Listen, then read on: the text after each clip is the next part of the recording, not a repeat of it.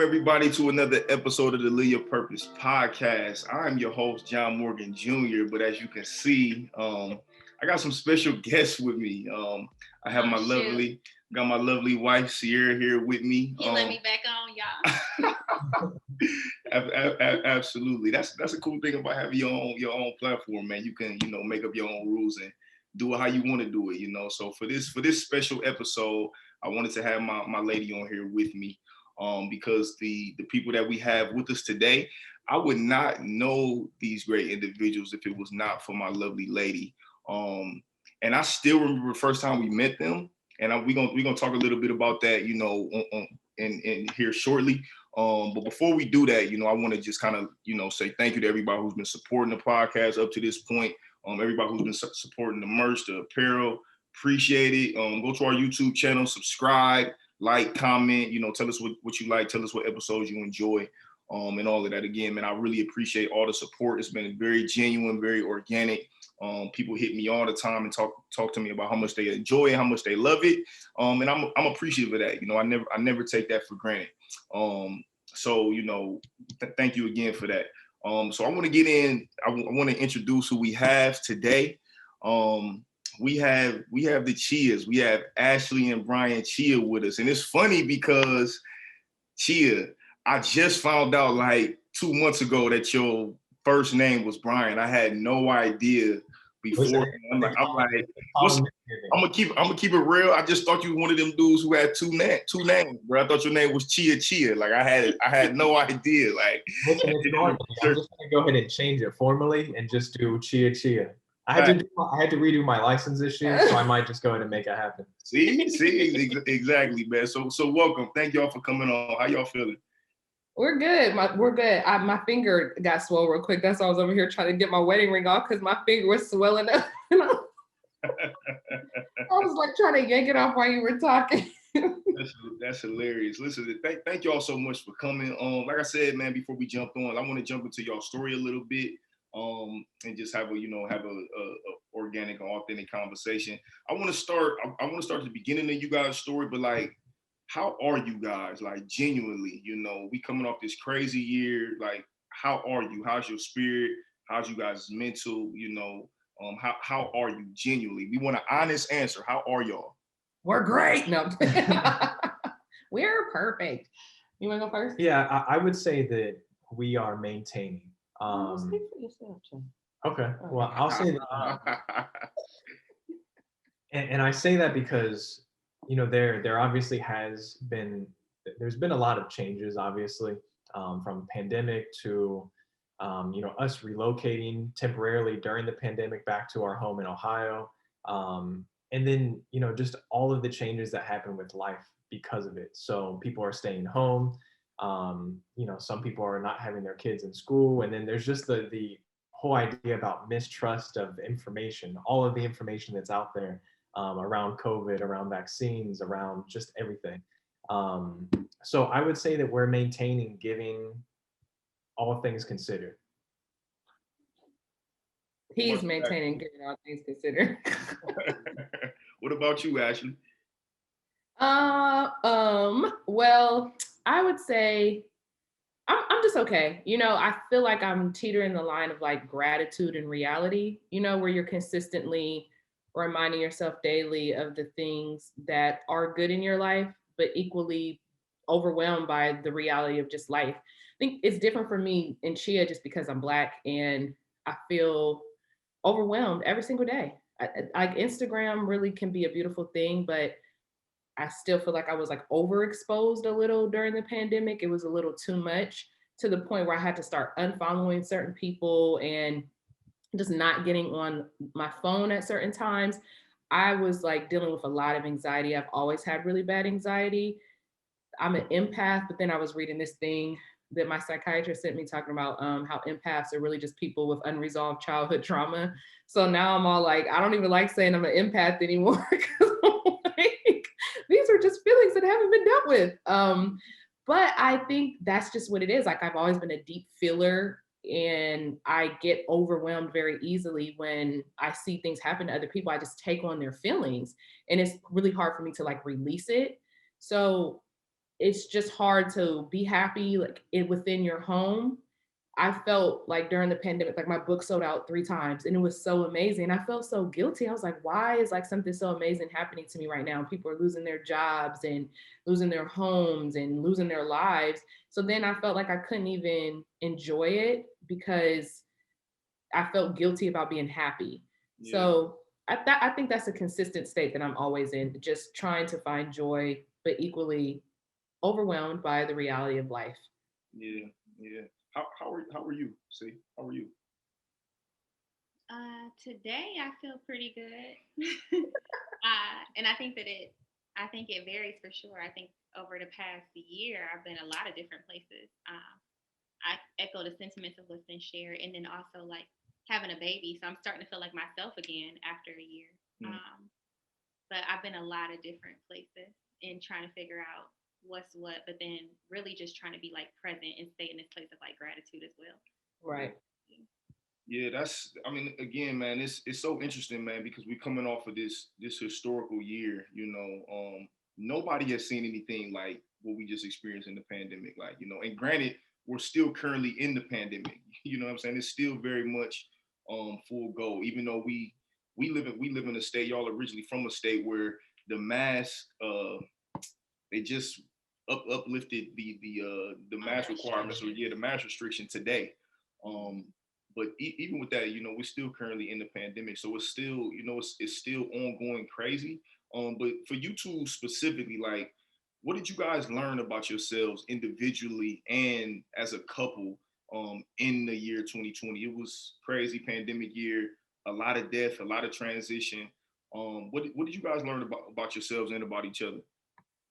I'll go first. I feel like for me, I learned something that I already knew. So I would like to say I was reaffirmed in my belief. Mm. I didn't grow up with a lot of finance.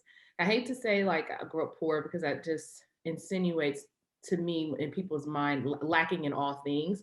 And that wasn't true. We just didn't have money, but my mom was like really intentional on how she raised us. And so to me, I grew up with a clear understanding of how important family is and how important like love is and like the things that really matter and how money can enhance these things and make them easier for you. But the reality of life is that we live and then we die, and that's it. And the only people who are going to be sad are the people that really care about you. So even when my sister passed away when I was 22, she was 24, I realized that.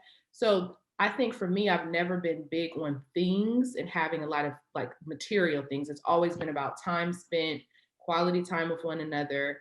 And I feel like me and Chea are kind of Velcro. Like I just could be with, I never get tired of being with him. And I know it's weird to some people, but I literally could be with him every single day. As long as I know he's in the next room, I'm happy. Like we don't even have to do anything.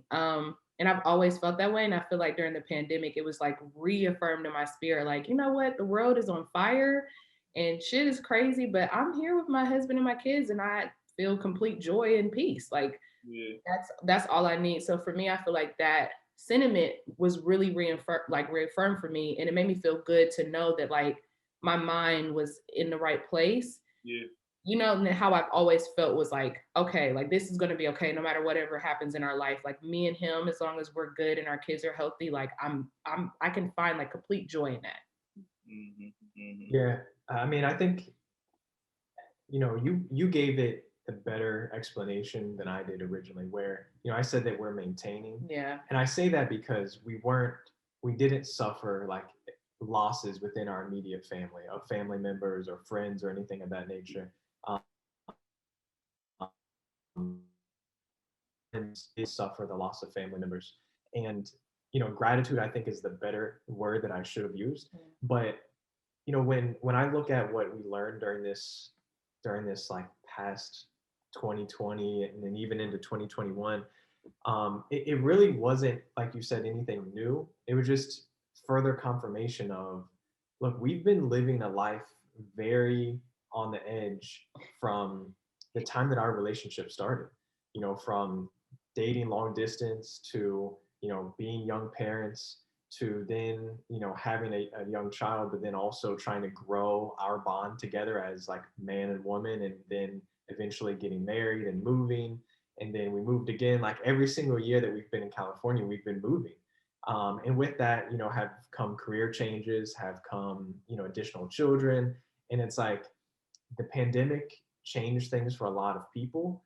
But to your point, you know, we've always been in the other room from each other. Like for the most part, I've always worked from home or, you know, had the ability to basically not be in an office. So, you know, us being around each other didn't create tension in our relationship. It just, you know, created more of what we were familiar with. Same thing even with, you know, parenting and schooling our children. You know, Amir, our oldest, has always been homeschooled. The two younger girls, you know, we have started them on kind of like their early learning homeschooling program as well. So like we didn't suffer that huge turmoil and change that a lot of families did. And, you know, I think that that's why I kind of looked at it as like, listen, we've been maintaining because this is what we've been doing. Now it makes sense. Bringing it home. Yeah. So maintaining isn't always a good thing, but it definitely surely isn't bad either, right? So gratitude is just the positive spin on all of it. Yeah, man, that's good, man. That's powerful. You know, you talking about, you know, affirming how you guys are already living. Like, you know, that's a perspective that you don't hear a lot of people speak on. You know what I'm saying? That means you guys had a solid foundation. You know, literally in the midst of tragedy, in the midst of just chaos, y'all was solid. Yeah, and you know what's crazy is like we were born out of chaos. Our relationship was born of chaos. Yeah, it really was. That's probably why we were just like good in chaos. Like, oh, okay, we can do this. And it's funny too because, you know, like I've always been big on Reddit, you know, from back in the day, and like I felt like I was telling Ashley about coronavirus way before any like news and media started covering it. So it's just funny because even as like that first wave kind of went by and the lockdown started easing a little bit in China, and then like the news came out and they were reporting, look, we're seeing exponentially higher divorce rates amongst, you know, the Chinese population because everyone was forced to be insulated in their home. You know, they were isolated from depression, money issues. Like you couldn't hide from anything during the workday. Yeah. And you know, for us, that's why I say it was like, this is more of the same for us. But can I just say, Chea really did tell me about COVID before it was ever on the news. Like in January, he purchased this life kit. There was like a survival kit, like for like the apocalypse. And he was like, listen, there's a virus going around in China. And he was like, and this doctor came out and talked about it. And then he mysteriously died. Like he's telling me all of this stuff. And it just sounds crazy, like a bunch of craziness. And I'm like, okay, Chea. Then he like out of nowhere on Amazon, we get these packages of like survival kits. And I'm like, what is happening right now? What was in the survival kit? Listen, the weirdest shit, nothing that you can survive with, okay? Listen, not a gun, not a knife, not no dry food, like nail clippers, no poncho. That is hilarious. Yeah, that's big. That's big Y2K. Yeah, it's like you're not surviving with this. Like, has anybody ever seen The Walking Dead? Like, this is not. What are you gonna do with a poncho? Like, no, I need like a gun. Like at least have like a portable charger, like, you know what I'm saying? No, that was not.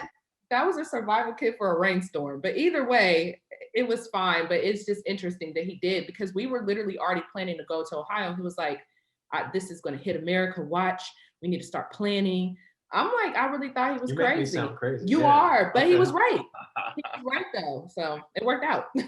Yeah, that's crazy, man. I mean, but it's so important to hear that perspective. I mean, because for us, you know, we had so much happen in 2020. You know, first and foremost, we had our first child at the like literally a week and a half before the shutdown happened. You know, we had our first kid. So like here we are having our kid. We go home 3 days later, nobody get in the hospitals. Like it was craziness. It was chaotic. My mother transitioned 3 months after we had, you know, our son. And that in itself was just like, you know, you can't really compare that to anything. So here we are trying to like celebrate and be, you know, in this joyous time. And then, you know, death happens. You know what I'm saying? There's no way to prepare for death as it is. But in the midst of a pandemic, your child being born, you lose a parent, you know, emotions are all over the place. So for us, I can kind of echo that sentiment a little bit as well. Like it's not, I don't want to say that we came together, but our foundation became even more solidified. Like, you know, one thing that I pride myself on is that I really like my woman. Like, you know what I'm saying? I like her as an individual. I like her too. You know what I'm saying? So like in the midst of us getting on each other's nerves, I still love being around her. I still love, you know, working through stuff with her. You know what I'm saying? Because she's my friend. You know, I respect her, so we are able to kind of like build off of what we've already had. But it still was chaotic, and I'm sure you could speak to it even, you know, a little bit different, being a first time mother and how being at home all the time. You know what I'm saying, with our kid, and how much that was just like that was difficult. I'm sure for you, different than how I experienced it. I like being at home a whole lot. I do like being at home. But yeah, and I don't even know if I think it was just so much going on, and I think it's more so just how all those things interface in the relationship between those things, like the stuff in the world, and then how we consume that. I think that the toll that takes, and it took on me in relationship to everything that was going on personally, can just be a lot to sort through at times, I think. And then my body was doing all kind of like crazy stuff on top of that. So it's like, what's my body? What's this? And just being okay and like normalizing that all of those things were interfacing in relationship at the same time, and not trying to like put it in some category of like, this is this or this is that, but just being okay with everything that was going on. And I think for sure our relationship and the foundation that we established and like continue to cultivate, I think that all of that like kept me grounded and well overall. So yeah, but I mean, I do think it's interesting too, like you all like joke about being kind of like in chaos, you know, like coming from chaos, but being used to it.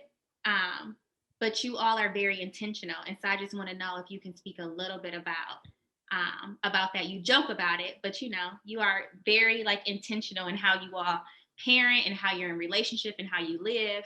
And so coming from chaos, making a decision to say like, this is how we're going to like do things for us. If you could speak a little bit to that.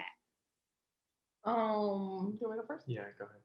I think that I'm weird. My friend just told me today that she read somewhere that people that have 3 daughters are witches. I don't know if that's true or not, but Come on, man. Come on, man. it's very serious. She said, "No, it sounds like Ashley. Sounds like a witch." That is crazy, man. But I do think I was a witch or something in my past life, so it makes sense. But because of that, I was even born in chaos. Like, I'm a cheater baby. So I think that my natural instinct is to just survive amongst chaos and just create joy. And also, I didn't even know that about myself. So it's like, because my mom and father had such a beautiful relationship and friendship, they created so much joy around my childhood. I never knew the circumstances of my birth. I think that's why I am intentional about the way I raise my children, because my parents were very intentional about the way they raised us. Like, I had no idea any of the drama my mom, dad, and stepmom went through growing up at all. Like, I thought we were the Brady Bunch. Everybody was cool, you know, and then when I got older, they started telling us stories and stuff. And I'm like, that is wild. Like, that never resonated with any of us because we didn't feel that. So I think I learned from my parents to be intentional with how you address people, how you talk to them, the love you give. And even with Chea and I honestly feel like when my sister died, that's just when I learned everything. I think you really start to have full clarity of like what really matters. And I've always just walked through life that way about anything. So I don't hold on to what's happening around me because I know everything is temporary. And I really try to just be like, okay, like shit's not working out right now, or we don't have a lot of money right now, or I'm tired right now, but it's just right now. And I know that it's just right now. So I think that's why I'm the way I am, because I just have intention and understand that everything is temporary, joy and pain. And I tried my hardest not to hold on to it and allow that to affect the way I love my kids or interact with people. Even in my relationships with my friendships, when people piss me off, I know that I'm not gonna be mad at them forever. I'm probably smarter than them. They don't get it. And so I'm going to forgive them. One day they'll learn and come back and apologize. On the road. I think, you know, I realized, and I've always tried to like put the pieces together because I lived in my father's household. So my parents divorced when I was like 5 years old. So I don't really remember, honestly, too much of my mother and father being in the same household. But I lived with my father and, you know, would visit my mother during the weekends and things of that nature. But, you know, my dad isn't the most communicative person. So it's funny because I didn't even know why my parents divorced until Ashley asked them like maybe 10 years ago, like somewhere between 5 and 10 years ago. I just knew they divorced and I was like, cool, like it is what it is. You're not together. But like as I've tried to piece things together, I think one of the biggest reasons why I've experienced some of the things that I did is because my dad pushed me so hard in the academics and he prepped me on the academic side of things because in his mind, you know, he immigrated from Cambodia during the Vietnam War. He came here as an Air Force jet engine mechanic. So as he was getting his training here, like in his mind, that's all he knows, just like a lot of immigrant families where, you know, education is the most important piece that allows you to uplift and to change your circumstances. In addition to that, everything else is hard work. So anything that comes in between education and hard work, it doesn't matter to my father, right? But with how much he prepped me for the academic side, that allowed me to excel in school, but it also made it easier where as I'm living in life, like I was able to just observe a lot more. So, you know, I would finish school super, super quick. And then the rest of the day when he's at work, you know, working third shift, like I'm out and around the neighborhood. Like I'm with friends, I'm with different families, like, you know, just really living and learning and experiencing things on that front of things.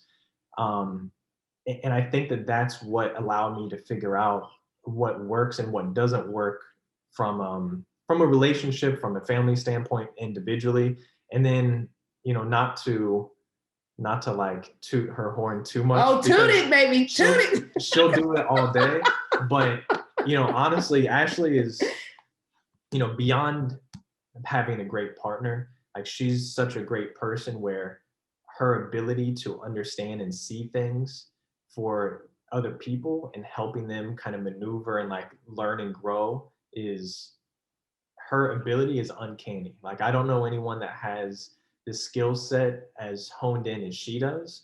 So I mean, she's made me grow tremendously. Oh. Yeah. But because I'm a witch. She put a spell on you. She put a spell on you, bruh. She did. She did. But one thing that I'll say is that as much as, you know, she wanted to say, look, I realize in this moment I'm tired, but it's just right now, or, you know, I want more money, but it's just right now. She understands the moments of things, but that doesn't mean that she doesn't seek out every single pleasure and positive thing that she can pull from this moment, right? Yeah. So it'll be like, listen, I know we need to get a house and we're saving money, right? But we can't live and just save money. We have to live. Let's go on a vacation. You know, let's go here. Right. I'm like, but what about this? You know what I mean?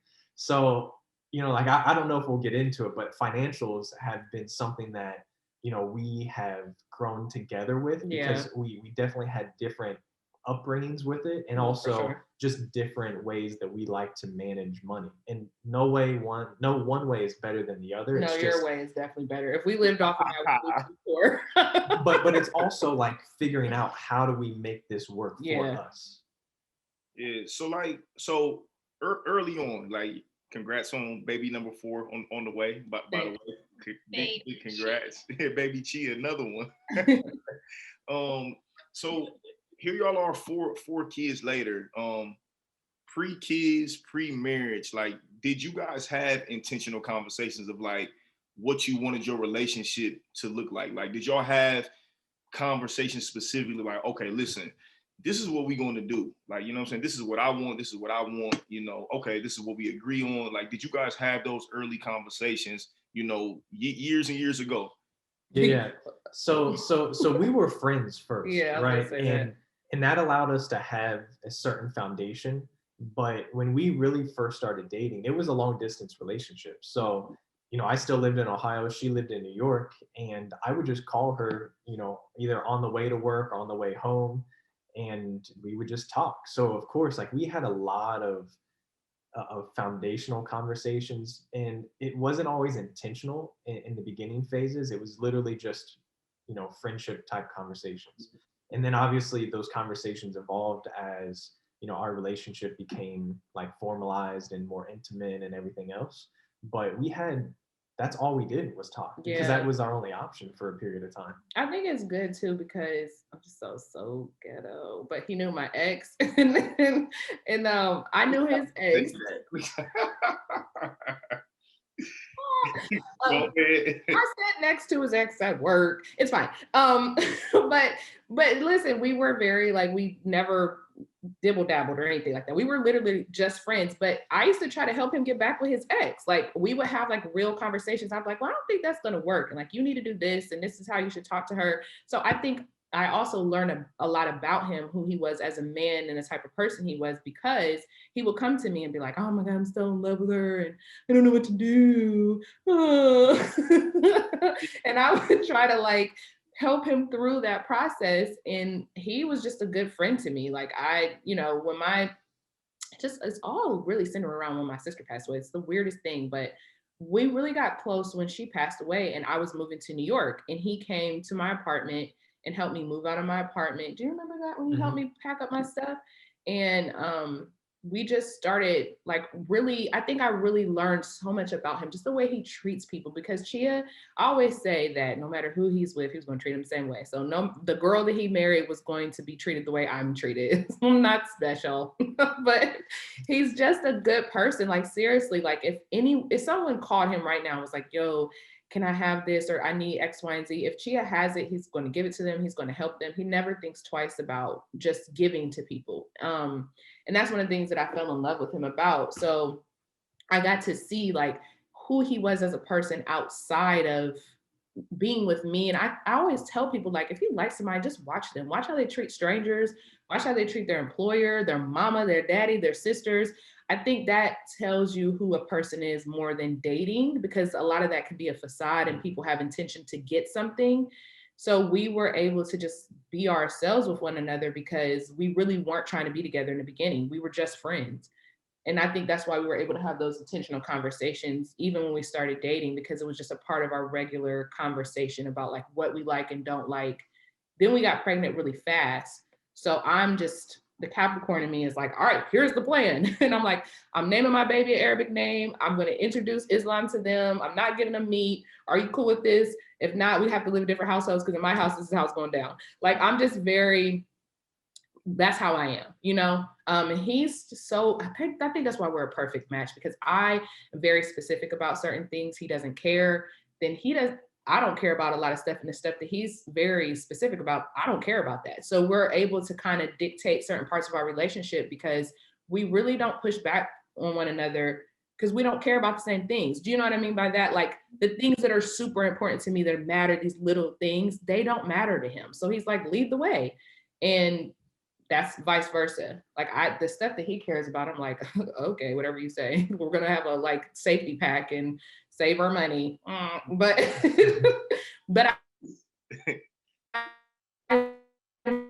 I know that he's like, he has the proof in the pudding. You know, like he got a house when he was 21. So when he talks to me about money, I listen now. Before I was hard because I didn't live with my dad, so I just wasn't used to him and telling me what to do anyway. Like, you know, I was like, no, I do what I want. But then I learned like I need to listen to him because he knows what he's talking about.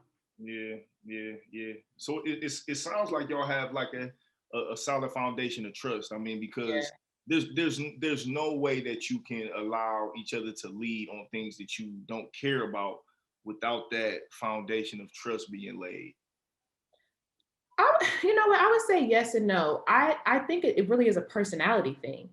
I think people choose to, and this is just me, I'm not a doctor or professor, I don't know, but just my human observation of humans. I feel like people just assign things to themselves. Like, I think I'm going to be an asshole, and I think I'm just going to be stubborn, and they don't release that from themselves because it's just become who they are, and that's who they feel comfortable being. I am a kind of go with the flow kind. Like, I don't feel assigned to anything. Like, one day if I want to wear baggy clothes, I'm going to wear them. One day if I want to straighten my hair, I'm going to wear it. Like, I don't feel like in order to be Ashley, I have to present myself the same way every day. Like, you're just going to get whatever version of me you get the day I wake up. So I think that's why I'm like that, because I'm like that with my friends. Like, if we're going out to eat and I don't have a way or feeling of eating anything, I'm like, you pick. I don't care what we eat. Like, I'll figure it out when we get there. I'm just not that type of person. I really don't care about too many things until I care. And I think Chea is like that too. Like, he's super laid back and chill. Like, I don't know, I think it's our personalities. We just really don't be caring about shit. Like, I don't know. It works out that way though, you know? Yeah, I mean, I didn't hear, not that y'all don't have trust, of course you have trust, but I just heard like non-attachment, like just not Yeah. like, too attached. And also like this idea of just like surrendering. Not that that's always easy or hard. I mean, it could be either one of those things, but kind of just surrendering within the relationship too. But yeah. Well, one thing that I'll say, just based upon you mentioning surrendering, is when we lived in Ohio, Ashley moved from New York. She moved in with me. We had Amira. We were, living our like young family life. And in theory, like if I just stopped the story there, everyone would be like, that's perfect. Like, this is the perfect family, long distance. You made the love situation work. You had a baby. Eventually you got married. But that would be leaving out a lot of context and, a lot of conversation around like the trials and tribulations of our relationship. Not dealing with like infidelity or cheating or anything, but more so along the lines of like, Ashley was trying to put me off on her friends in the beginning, like before we really started dating. And then I wasn't ready. and then like adding on top of it too, there were, issues as far as my family's willingness to accept our relationship and to accept Ashley as my partner, as my wife, as like the mother of our, as a Black person. So it's like there's so many pieces and parts where, from holidays to just basic gatherings or basic like family interaction that's outside of our nuclear family, it was tense for years. And as great as it sounds to have like a nice beautiful brick house in a young family, when we moved to California, that decision was like a decision of us instead of everyone, right? So we still have bonds and really great relationships with people from Ohio, and just we've built new relationships here. But we got out of a huge house and came to like a 1-bedroom apartment in California where we're paying 3 times as much as our house in Ohio. But that gave us a lot of like peace. It allowed us to really even stronger build our family. And then it also just allowed us to kind of liberate ourselves and just live our lives, like you said, non-attached. And like we've kind of continued to do that, like I said, year after year, just moving to a bigger house because we have more children or whatever the case may be. Yeah. So how did y'all work through that? Like how did y'all work through, the tension of families clashing, you know what I'm saying, to where y'all were able to be intentional about making your own decision about you guys' own family outside of everybody else's? How did you guys work through that? Oh God. There's a lot of sacrifice on her part. Yeah. More so than anything. Well, it's usually like that with Black people, but yeah. We also went to therapy. But I would say it goes back to being intentional. It's weird because it was never us. It was always other people. And it's really hard when those are people that you love or he loved, or you know what I mean? Like his family. And I think for me, beyond being a witch in my past life, might have been a psychiatrist. I don't know. But I feel like they're intertwined, yes, the mind witchery. But I feel like I have always had the ability to understand humans. Like, let me take my feelings out of this. Like, okay, what is this really about? So with his family initially, I'm like, oh, they're just all racist. I hate everybody. Like, they're mean. That's how I took it at first, you know? But then I took a step back and I was like, okay, like his dad moved here when he was 25, 22 with his sister and her 7 children and his sister's husband, but then he died like as soon as he got here. So then Chea's father helped raise his nieces and nephews, you know, and helped his sister. And they're really close. And their culture is really important to them because she moved here with her 7 kids that had already lived in Cambodia. So that aspect of it, for me, I realized how important their family was to them, how important their culture was for them. They moved during a war where their families were murdered in front of them, you know? So their culture, it means something differently to them, how I think for other people. You know, when you experience that, you really hold on to that. Like, and you're seeing your city and people around you die and burn, you're like wanting to hold on to that. So their desire for him to be with someone Cambodian, it wasn't rooted in anti-Blackness. It was rooted in, we're trying to preserve something that was killed, you know? Mm-hmm. And I really started to understand that when I would go over there and I would see how they would intentionally use their language. And they were trying to let me know, like, you don't know this culture and you're not a part of this. And that really bothered them. But I started to take my feeling out of it and just be like, you know what? I'm just going to show them that I'm this amazing mother, but I'm not going to seek their approval because I don't need to do that. Like, I am already good enough. And if they can't see that, then that's not my issue, that's theirs. But me and him had to have hard conversations because I told him, like, listen, I don't ever want you to stop talking to your family because of me. I'm just not one of those people. I don't think you have to do that. I think you need to create boundaries with your family. And I'm like, they're always welcome over here, but I'm gonna stop going over there because I don't need to keep putting myself in that position. But if they want to come over here, that's fine. But they have to speak to me when they come through the door in the place that I live. But I'm not going to keep putting myself in a place to be, you know, treated this way. So, and that's what happened with me and him. I'm like, I'm not going over your dad's house. I'm not going anywhere, but the door is always open. But also I told him, you have to start making a decision too, because if you take a mirror with you and not me, then you're telling them it's okay to treat me that way. So we had to really just get on one accord of being like united. And I think I always kept a level of empathy for Chea because it's his family. And I don't know what that's like. Like, my parents have their own shit, but they're very welcoming of him. So it was like, I didn't have to deal with that. I can call my parents. They love us. They love Bryan. They got to know him. And they're just like, my dad is like, loves Chea so much. And he thinks he's like such a great guy. So I tried to have empathy in that aspect. Like, he's going through something different because I don't know what it's like to have a baby and then your family is still not on board and still not being supportive. Like, that's a hard journey to go through. And I was trying to be considerate of my feelings, but equally his. Yeah.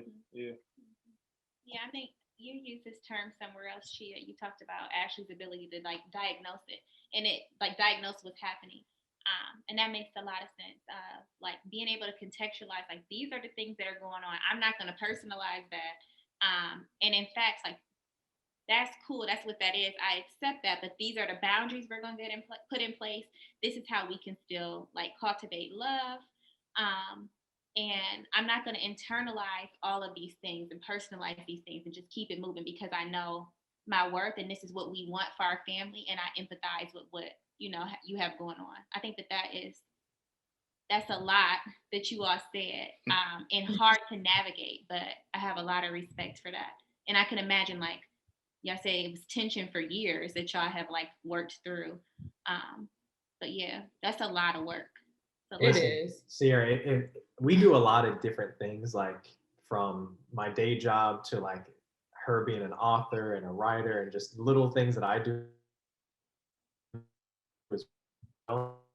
If I could invent one thing, it would be a way for when her friends call her that they have to accept the charges. Like when you get a call from, you know, the county and you're like, yo, do you accept these charges? Because before she answers the phone, you have to be willing to take this certain amount per minute because she will counsel and like give a lot of herself to her friends, even on days when she just doesn't feel well, and like just, you know, is tired from the baby or just whatever from what's going on in the world and it's taking a drain on her. She'll still answer that call. Like, she gives so much energy to you know, helping her friends and helping the people that, you know, rely upon her or call her friends or family, that, man, listen, we would be unbelievably wealthy if I could do I believe you. that. I believe you. I'm sure there's a way that you could do something with that too. But I mean, I know that of you. Like we've known each other. Ashley, how long have we known each other? I I don't know. feel like Amira was like 3 when we met. She was really young. She was really young. Really, really young. And I can see Ashley once a year, talk to Ashley like for real, like have a real conversation once or twice a year. And we can just pick up and talk and she can pour into me. And I think that that's like so special.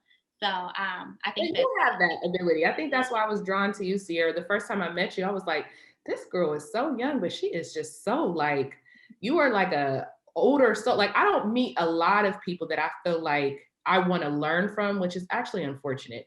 But you are one of those people where I feel like I look to you because you just have this sense of calmness over you. And you always have the way you address your friends. Like they could be going through some, it could be chaos around you. And you're like so peaceful and loving. And you just have a really great ability to understand both perspectives and offer advice that is really helpful. That's like non-biased. That's just productive advice. Like, okay, this is how we're moving forward. So you're someone that I actually look to for that. You know, I call you and ask you questions like, is this appropriate? Because I think you have a more professional, mature, like way of handling people than I do. That's why you have the degree in that and I don't. I have the street degree. Y'all both just doing healing work. Yeah. But hers is just a little more pleasant to receive. Thank you so much, though. I appreciate that. That's so kind of you. I do have to ask though, how much of like your ability to like empathize and how you are in relationship with people, how does that influence your writing? How does it show up in your work? You know what's so weird? This is the weirdest thing. I think the reason why I'm good with people is also the reason why I'm bad with myself, is because I tend to not deal with things when it comes to myself. Like it works, but it doesn't work. And it also creates a boundary, like a blockage when I write, because I try to leave stuff where it is, but you need to like dig into that and feel your feelings when you're writing. So that's always been a huge burden of mine when I'm creating, because it's really hard for me to tap into things because I intentionally compartmentalize them and I don't want to go in there. So that's a struggle that I have as a writer. If I'm experiencing something and I don't write it while it's happening, it's really hard for me to go back and write it in a way that's authentic to what happened, because I just lock it away and leave it there. I need therapy. It's fine. We all need therapy. We all do. Yeah, we all do. We all need therapy. No, that's good. That just has me thinking about that, because that's a skill too. Like, I mean, to compartmentalize can have its challenges, and things can like pop out of boxes, and it can be harmful to us, and like, you know, how we store stuff in our body and emotionally and all that stuff. But it also can be a skill and can be harnessed in certain ways. And so I'm just reflecting on how that shows up in what you do. I think it like is a skill set for how I deal with other people.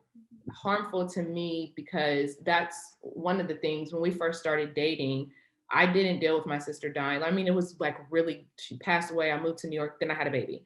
I never dealt with it at all. Like my mom was having such a hard time, and I felt I'm not a group crier. So if I see other people sad, then I feel like it's my job to not be sad.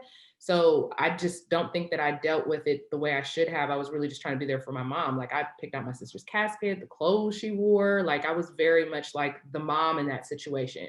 And now that I'm a mother, I understand why my mom was like that. At first I was really upset with my mom, like, this, you're being weak, like why can you need to like wake up, like what are you doing, like she was having a really hard time. And I felt so guilty when I had Amira, because I was like, oh my God, like I don't even know how she gets up every day now. Like that's your baby. Right. You just losing a child to me is probably the worst thing ever in the world. That's not the natural order of things. It's horrible. And so because of that, it wasn't until I had Amira that I started to really understand the depths of my mom's pain. Then I had guilt because I felt like I didn't handle her the proper way.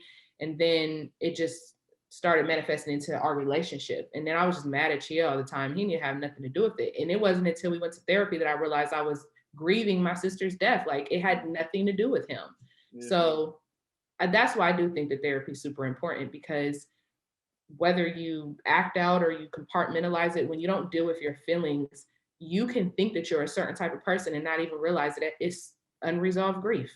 Like, you might not even be angry and you don't even know it. You just haven't dealt with something that happened 10 years ago. Yeah. And y'all did y'all do couples work, or did you guys do your own individual therapy as well? Couples. Couples. Yeah, a Black lady that was important to me. But you know what's funny? I was like, oh, we have to have a Black lady. I'm thinking I'm gonna go in there and she's just gonna be on my side. She was all right. She was like, well, if he's that bad, then don't be with him. I was like, not that bad. I didn't mean it. She was like, well, sounds like you just need a break free, honey. And I was like, well, wait a minute. Wait. Whoa. So oh God, I had so many epiphanies in that therapy, you know, when we went, that I just did stuff that I just didn't know about myself, that I think was super helpful for me to be like, have accountability of my own behavior and how I act and respond in a relationship. And I feel like it was only like four or 5 sessions. Yeah, like she was good though.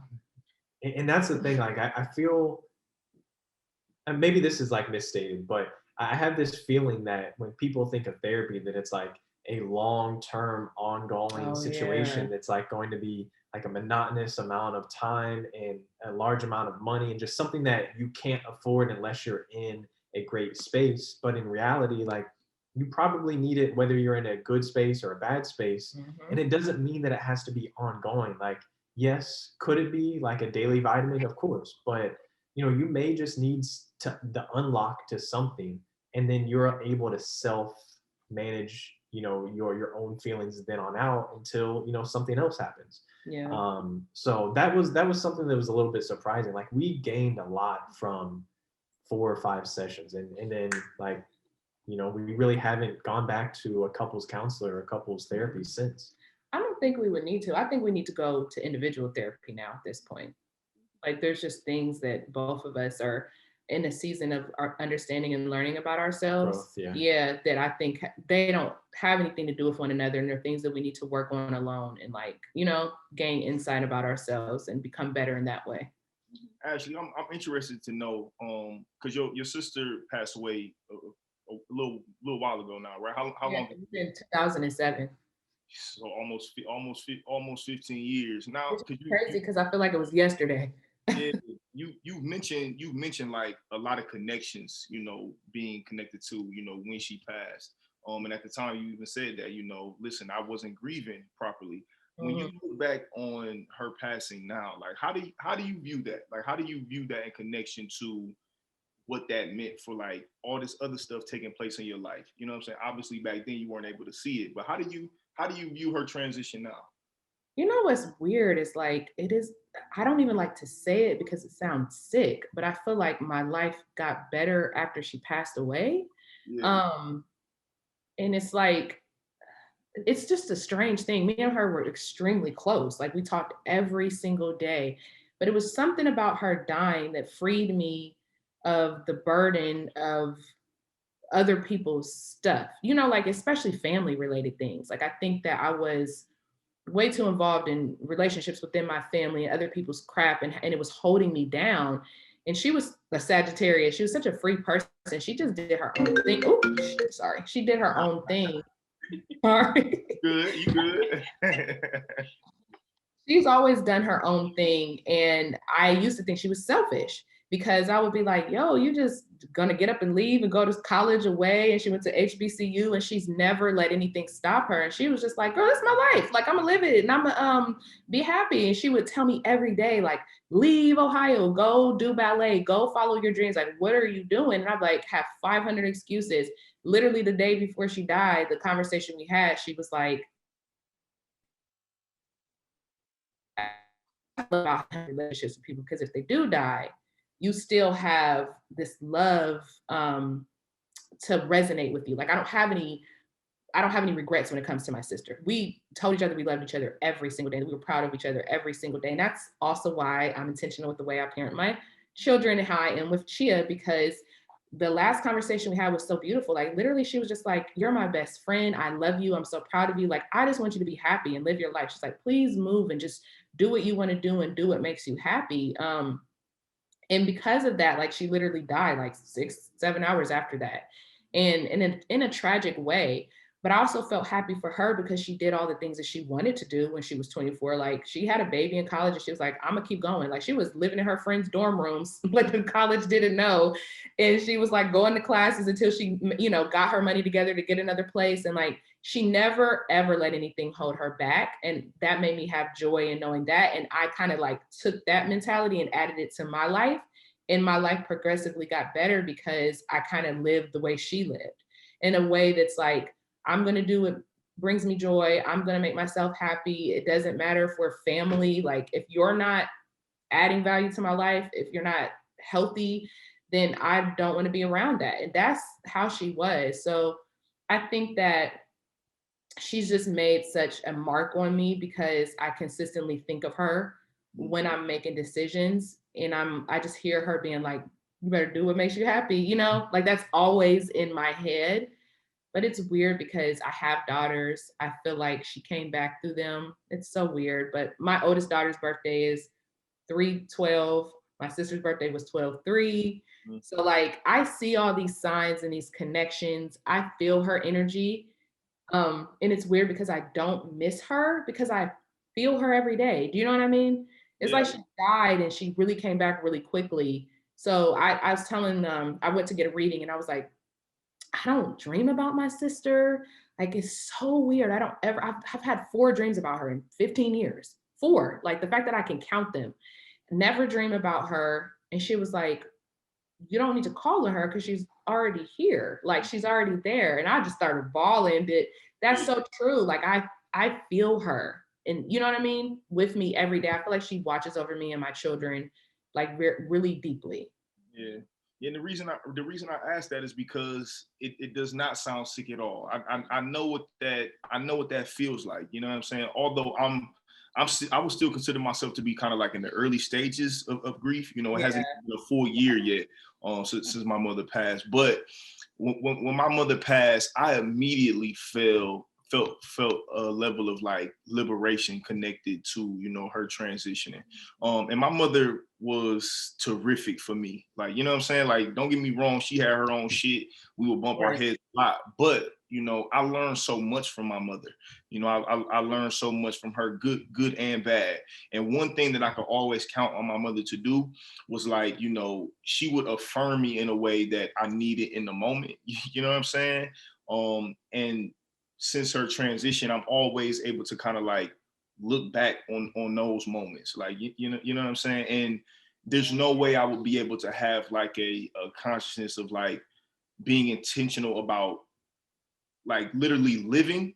Like I would not be able to think that way without my mother's transition. So I know exactly what you mean when you say like, listen, I feel like my life got better. I feel like there was a level of like freedom that was connected to that. Because I'm living proof of that. You know, I'm currently in the midst of that. You know what I'm saying? Like even with our son being born 3 months before her passing, my mother was the first person down at the hospital. She was the first person to hold him.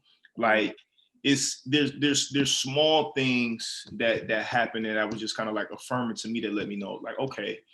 And it sounds crazy, you know, and it's something that, you know, I'm not even always comfortable saying, definitely not publicly. Right. Like it's one of those things where like I'm able to look at her passing that it was supposed to be the way it was supposed to be. Like, you know what I'm saying? But I also understand on the other side is that that's my experience and that's not everybody else's experience. Like, you know what I'm saying? Like I can't say that to everybody else in my family. You know what I'm saying? But that's for me.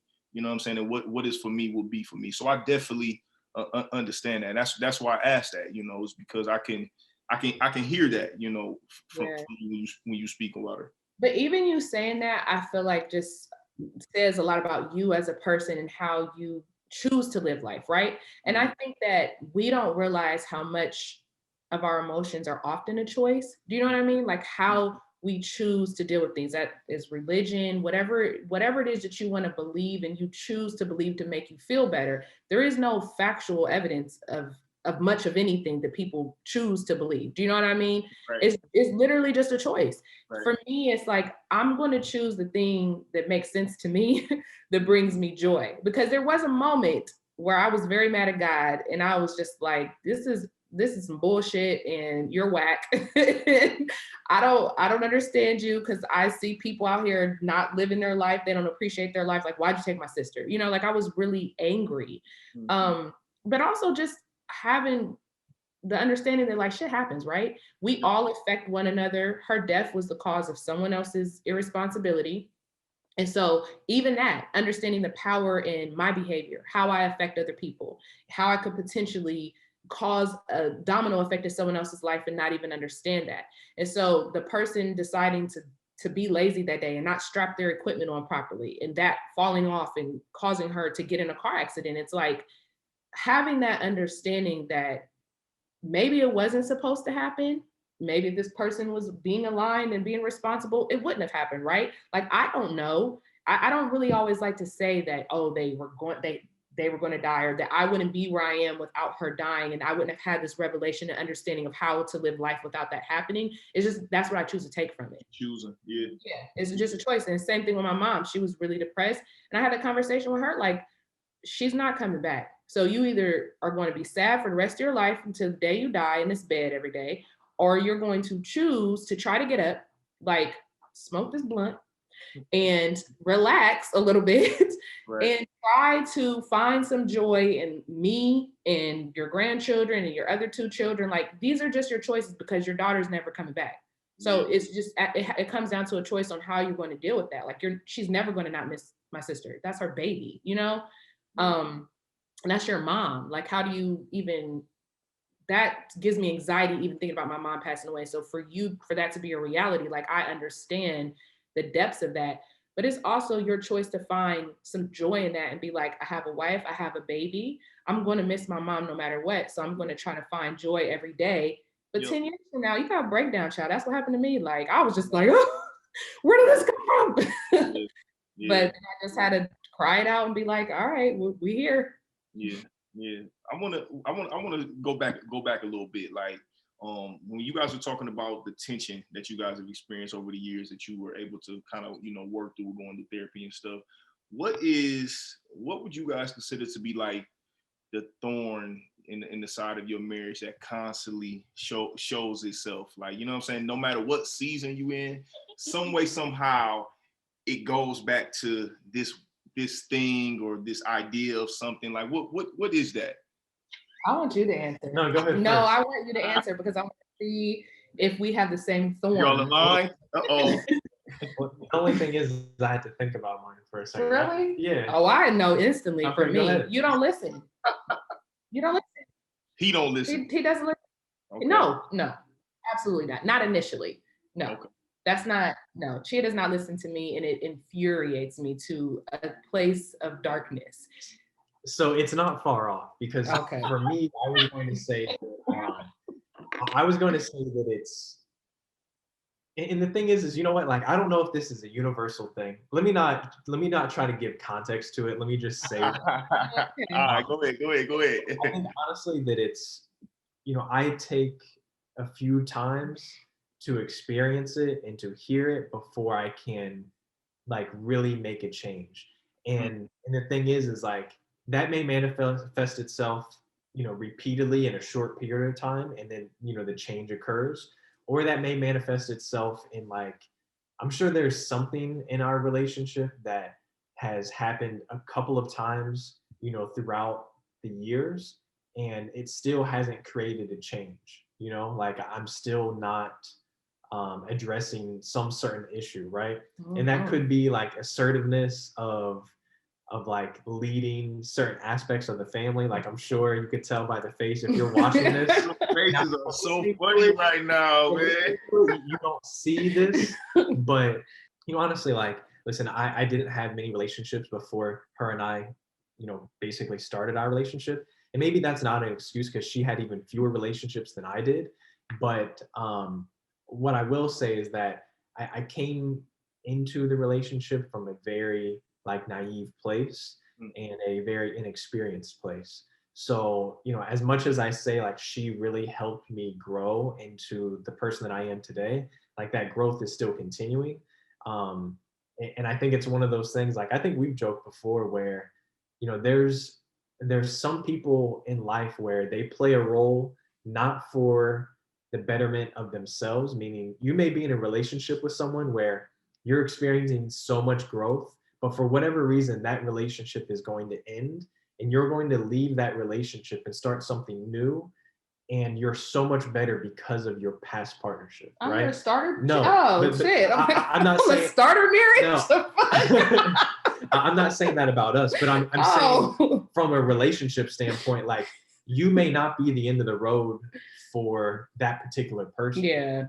Unfortunately, like relationships, what you pour in isn't always going to come back. Yeah. And that's how she operates in her life, where she's going to pour and help people grow, whether it's me or someone else, where she may never see it back. And like, that's okay to an extent because she's giving without the expectation of receiving back. Okay. And I think that that's where, you know, if you believe in karma or different things, like it may come back in a different way. Okay. It may not come back from that person, but it can and will still come back in some way, shape, and form. Like she gets parking spot karma where, you know, she'll just pull up and there's a spot there and I'll drive around for 10 minutes and there's nothing, you know? So it's because I put extra money in meters. I keep trying to tell him, like, I overpay my meter for the next person. That'd be a blessing.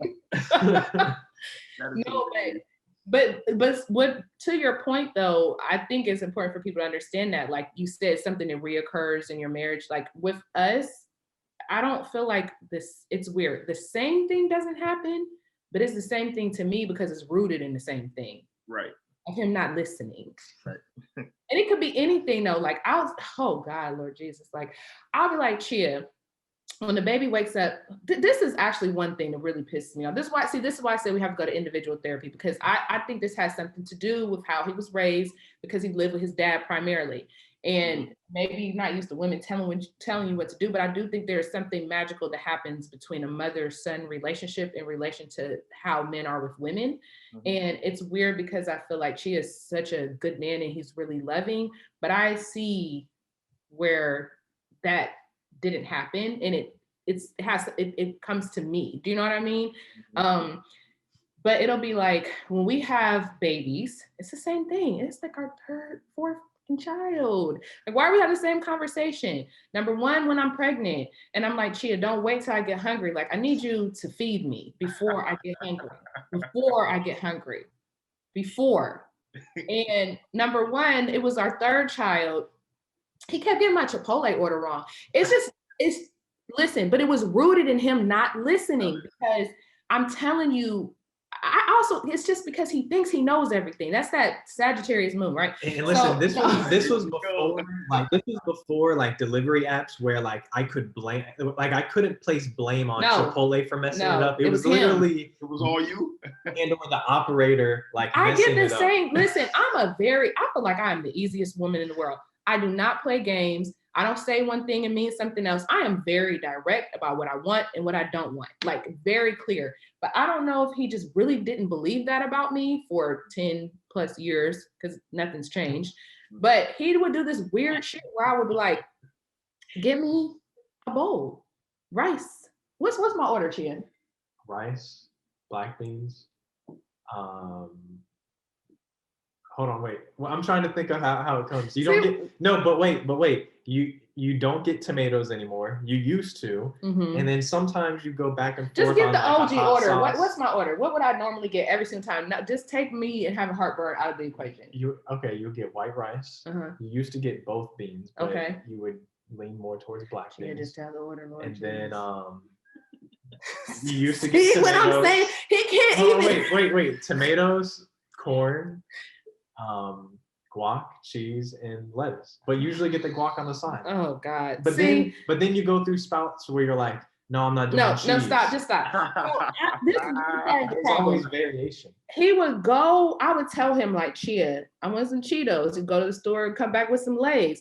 I was in the store and I just thought that you would like this. Why would you think that I would like that? That's not what I asked for. I literally told you what I wanted. And you coming back with like, you really were in the store and said to yourself, I think I'm gonna change my wife's order. Like, I don't think she wants this. I think she wants this. Like, it's just weird. And then to having children where the baby would wake up and I would like say, Chea, because like I'm not an early riser and he is, and we know babies are. So I would say, you know what, Chea, when they wake up early, bring them into the room with me and I'll lay them in the bed with me to go back to sleep.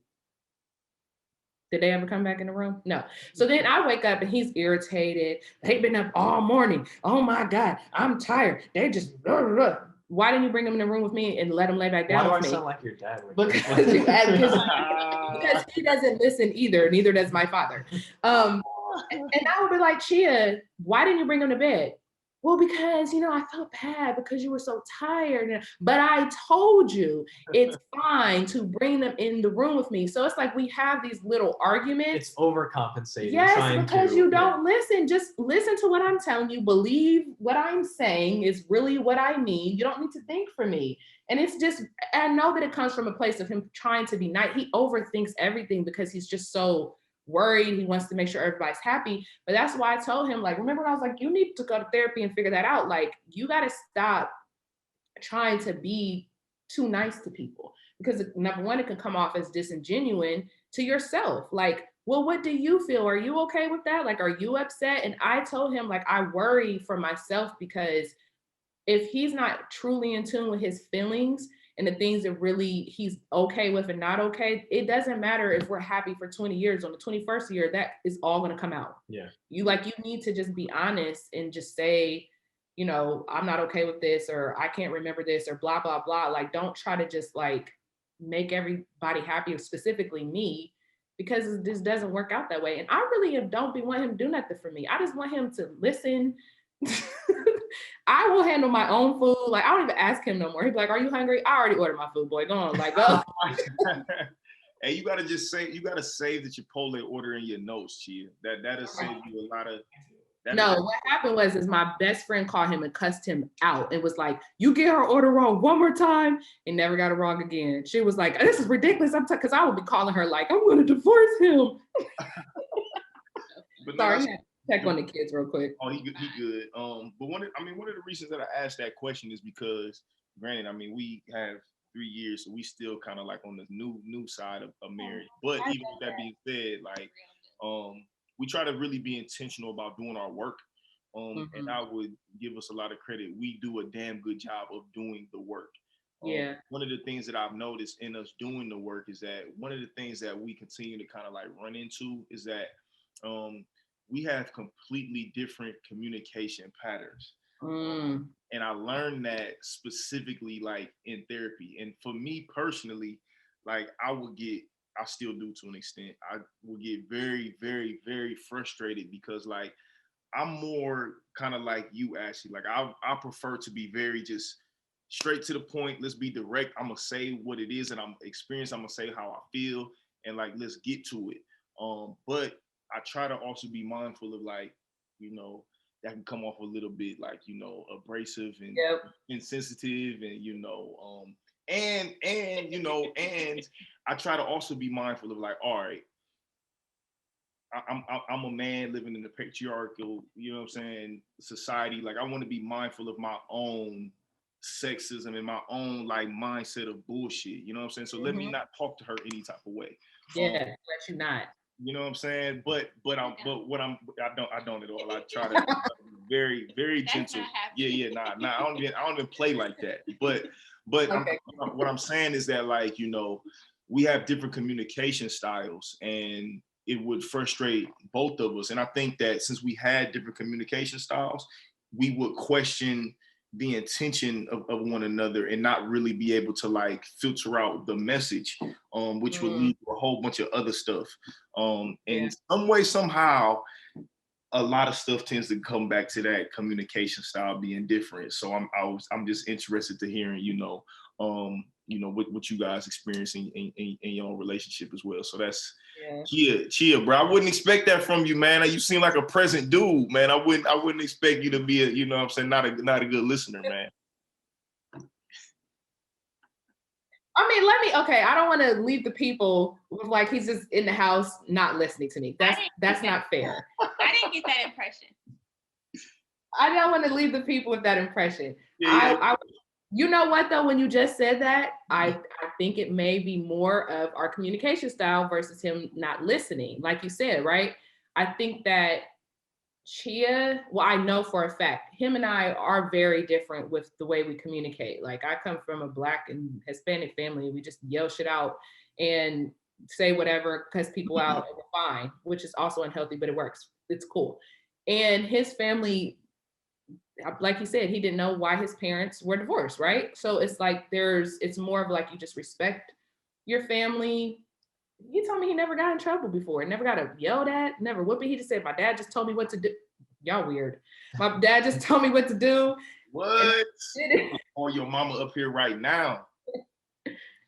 Let Ashley finish her story. No, but I see you and Chea have a lot of similarities in the way you communicate and the way you talk. So I do think, like you said, when you said abrasive, I think that that can also, what he told me is that sometimes I cause him to second guess himself.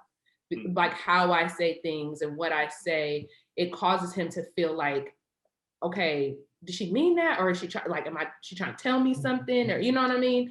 And I think that is why, even with the baby, right? He's like, okay, but then when you're walking around the house and you're like, I'm so tired, I'm so exhausted, I don't get no sleep, everybody wakes me up. He's like, then I feel bad about bringing the baby in the room. So it makes sense to me because I'm like, I'm gonna be tired no matter what. But like, I want him to have some time to himself, right? But in his mind, he's like, she's gonna be tired, so I'm just gonna be tired. And it really is rooted in love and us trying to do the best for one another, but maybe not trusting what each other are saying is like how we really feel.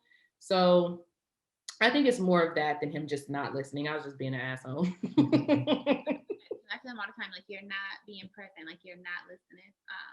So yeah, I think that there are similar things happening in these relationships. To use Chea's term, that might be some universal stuff going on. Yeah. But yeah. Probably, but isn't it weird how like strong, like we are drawn to the opposite of what we are? Because I think we need that too. Yeah. Chea, let me ask you this, man. One thing that I've been experiencing this last like year and a half, being a new father for the first time, that I've never heard anybody speak to, and I've had to talk to my own individual therapist about this, is like I consider it to be dad guilt. And what I've looked at that is like her nursing our son. Moms they just got it a little bit differently, man. And the kids easily they need so much from mom. Mom has so much to offer and so much to give the kid. And sometimes for me, it leads me to feel I guess just a little bit less than at times, man, because you feel like you're not able to always give. Thank you, babe. I really appreciate it. We're not always able to give the way that you would like to, especially, for men, man, we always want to try to like fix or make right or whatever this current situation is going on. And sometimes what I've had to, find myself doing is just like taking a step back, being present when need be, and just being supportive in ways that, I may not always think about on firsthand, but I can sometimes feel guilty about like not feeling like I'm giving as much as she is. You know what I'm saying? And this is an experience that I've been talking with some of my homeboys about it. I'm like, yo, do y'all experience it? And once I asked them this question, they always like, hell yeah. You know what I'm saying? So I'm interested to hear from you, man, especially having little girls. Like, has that been some of your own experience? And if so, how have you kind of like, managed to work through that? Yeah, so I think when I hear you say dad guilt, for me, the first thing that I think about is your feeling of, not providing in the same capacity that Ciara is to your son. Yes. So for me, the way that I naturally look at it is you may not feel like you are providing immediately, the same level of care or time commitment or just sacrificing that Ciara is doing. Mm-hmm. But at the same time, you should be pouring all of the energy that she's giving to your son into Ciara. And by virtue of that, you're like giving yourself by proxy through Ciara, right? Like that's how I look at it. Because, you know, even harping back to our conversation earlier about things are momentary, like this is a moment in of life where, you know, you can't play that role of like giving him the essentials, but there's going to be a time in his life where you're going to be providing something to him that Ciara can't. From a father perspective. And this is one thing that we talked about too. If we were to ever have a son, like how would I be as a father to a young Black male in, you know, in this country? Like you have a completely different set of gifts and nurturing that she cannot give. It's just going to be at the moment in time. So while she's pouring into him, you need to be continuing to pour into her. Yeah, I was gonna say that, but I'm glad we are slowly here, because I was literally gonna say, like, in the beginning it's so draining for women, but it does flip. Like your children, as they get older, they have their own relationship with their father. Like my daughters are so obsessed with their dad, and they have a completely different relationship. Even with Amira, when she was doing ballet, Chea was like not that interested. And he was a supportive dad through me. Like he's like, okay, I'll pay for the classes and whatever. But when she started doing karate, they connected. And I was like not even a part of that. Like they went to practice together every single day, or well, 3 times a week. They had their little hour-long drive to class back and forth. He stayed there the whole time. He would train with her in the gym. And it was like, that was my job, was to just show up at her tournaments and cheer her on. But like, I wasn't a part of the everyday minutia of her getting to the elite level that she got to. That was all him, you know? So it's interesting because those roles definitely shift. And I looked at, like, I used to feel jealous, like, dang, man, like I was the mom and she wanted me, but she'd be like, no, I think I practice with dad. Or she would just go and ask him questions about stuff. And I'm like, so it ebbs and flows throughout their entire life, you know, like he's going to get married and probably ask you questions. Then when he becomes a dad, he's probably going to ask, you know, his mom questions too. Like, how do I deal with my wife? Or how do I deal with X, Y, and Z? Like, it's ever flowing. So just like Chea said, like, just take care of her. Like, make sure she's happy, she's getting sleep, she's fed, her Chipotle orders right. I called and got that right there. I just call it ass, bro. I'm not gonna lie. Tell me right. Tell me I told y'all I feel good today because my Chipotle order was right. Yeah, see? Vinaigrette, everything's good with the world. Yeah. Hey, this is where we gotta pause and drop that Chipotle right. for the pod. Yeah, facts, man. We might have cut the check. Right. For real. Listen, okay, this is what I really want to. I'm so glad y'all here, because I had this conversation with you. I think one of like the first times that we met, Ashley, is you guys are parents of three little girls, but one of the things that I really enjoy about you guys is your homeschooling, you know, that you do with your kids. And I work within the school system, in connection with the school system, so I'm in the public school system every day. Me personally, like I had a completely different experience. Like my mom was very intentional about making sure that I had exposure to a good school experience. So I went to private school and elementary school. I went to school in the suburbs, in high school and middle school. So I was in an environment of where the environment was not chaotic, but there was still so much covert racism that was taking place. And to me, it impacted me because it made me naive in a lot of ways to how the system really impacted myself, even though I didn't see things so much. Now, granted, on the flip side of that, you know, I still was very much connected to a real place, and my mother was just super transparent. So she was always like, yo, you may go to school with these white folks, but if something ever happened, don't get it twisted. You know what I'm saying? So I had somewhat of a knowledge base, but I see the completely different experiences. And for me, going to private school in the suburbs, and being entrenched in the public school system day to day, that I constantly ask myself, and I ask Ciara, like, yo, what are we going to do when our kid gets of age and it's time to send this boy off into the world to be, to be educated? You know what I'm saying? Like, I really want to kind of like look at this homeschooling thing. But the more and more I think about it, I'm like, am I really going to commit to being a homeschool teacher? And I'm like, I probably won't. But let me get some education from Ashley and like hear from the Cheas. Like, what is this experience of homeschooling, and like, why do you think that that was the best decision for you guys and for your kids? Well, I was homeschooled, so I think that's why. It just was such a natural. Wow. My mom. But you wasn't homeschooled your whole life though, right? All the way until 9th grade. Really? Yeah, from 2nd grade to 9th grade. 1st grade. Go ahead. 1st grade, I went to a Spanish immersion school because my mom is Spanish. She wanted us to learn Spanish, and then we rolled up in there, and they were like, "You're not Spanish. You're a nigger." Like, well, everybody don't look like J-Lo.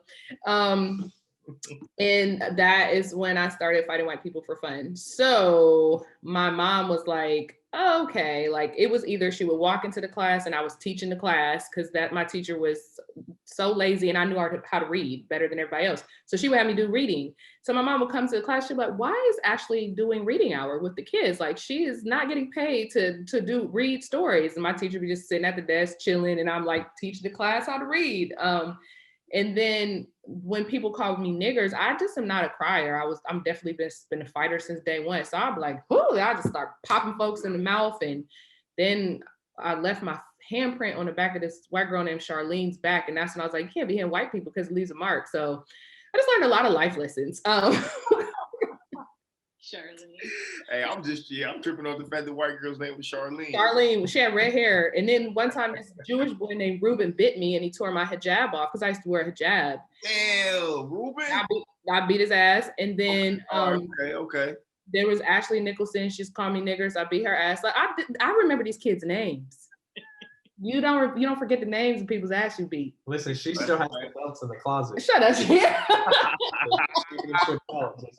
First grade. No, I'm kidding. No, but because of that, I've always been like the big little sister though. Like, I remember my sister got in an argument with somebody in middle school and she brought up to the house and I was like, move out the way. And I just beat the girl up and she was like, dang, I wanted to fight her. But I just always just used to just beat folks up because they talk too much. But I've grown. But either way, my mom just was like, this is not gonna work. So her and a group of her friends, well, I grew up in the hood, but it was like the best hood ever, man. I'm telling you, man, they had the African community. So no, like our whole block, the Black people in our neighborhood, like bought up the block. We had a Black bookstore, we had a Black daycare, we had this center where people would go, we would learn. Like Kwanzaa was a real thing when I was growing up. Like during Kwanzaa, they had the Afrocentric school, and we would go every single day for every day of Kwanzaa, whatever the theme was, the day, the principal, we had like a real event, and like the Nation of Islam would be there. They'd be selling fish sandwiches and juices and bean pies. Big bean.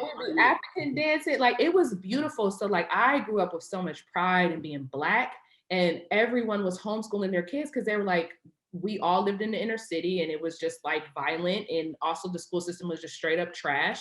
And our parents were like, we're not about to let you believe that, that shit. Like, we're going to teach you for real. So listen, I was reciting speeches by Marcus Garvey when I was 6 years old. Like, it was just a real thing. And I when I got to high school, I was like, oh, y'all are stupid. I was like, I didn't have any peer pressure because I was so solid in who I was in the community that I grew up with, and a clear understanding of like who I was and that my importance as a Black woman, that I just you couldn't move me. it was just unwavering. Like I was not falling into no trap. I was just, and I remember being in high school telling my friends, like, you need to grow your relaxer out. That's the man, you need to love yourself. They hated me. I was like, y'all, I used to make my friends fast with me during Ramadan. I made them stop eating pork. Like I was really like trying to start a revolution up in that school. But because of that, I want my kids. That's what's up. Yeah. Now all them hoes got natural hair too, talking about some, I went natural. Like, oh, okay. I told you that shit in 9th grade. 20 years later. 20 years ago. Now you want to be natural. All right. But I think that that's why I'm like that, and why I told Chea, like, listen, it's really important for me while they're younger to homeschool them. And then I want Amira to go to high school. I don't want her to go to middle school. It's just, especially for girls, like it's just, if you can prevent it, it's unnecessary. But equally, when we were in Ohio, it was a community. All my friends and I had kids around the same age. So my mom was homeschooling everybody's kids for them. And it has been harder here because now that we have more children, I was telling Chea, like, we're going to have to hire a tutor because I can't do this every single day. I'm not finding joy in it anymore. Right.